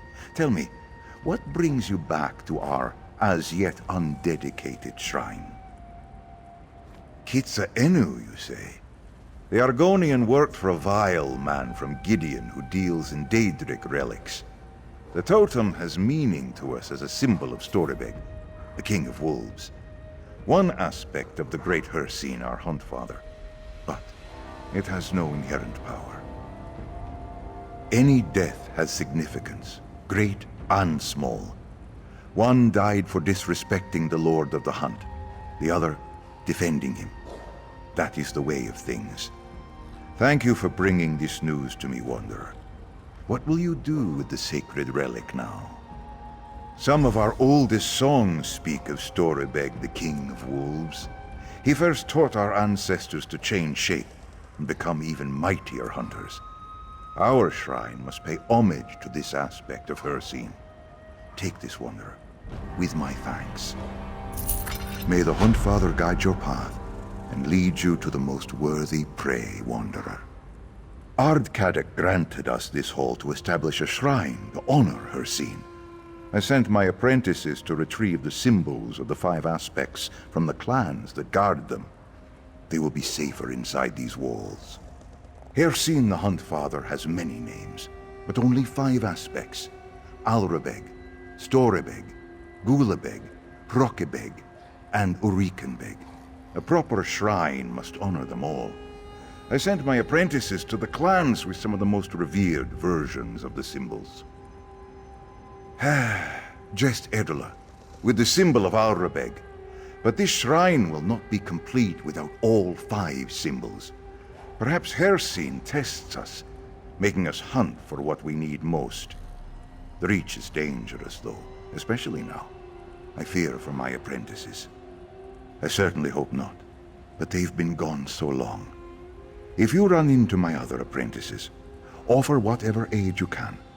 And, if the worst has happened, I would be grateful if you could retrieve the symbols they carry and return them to me.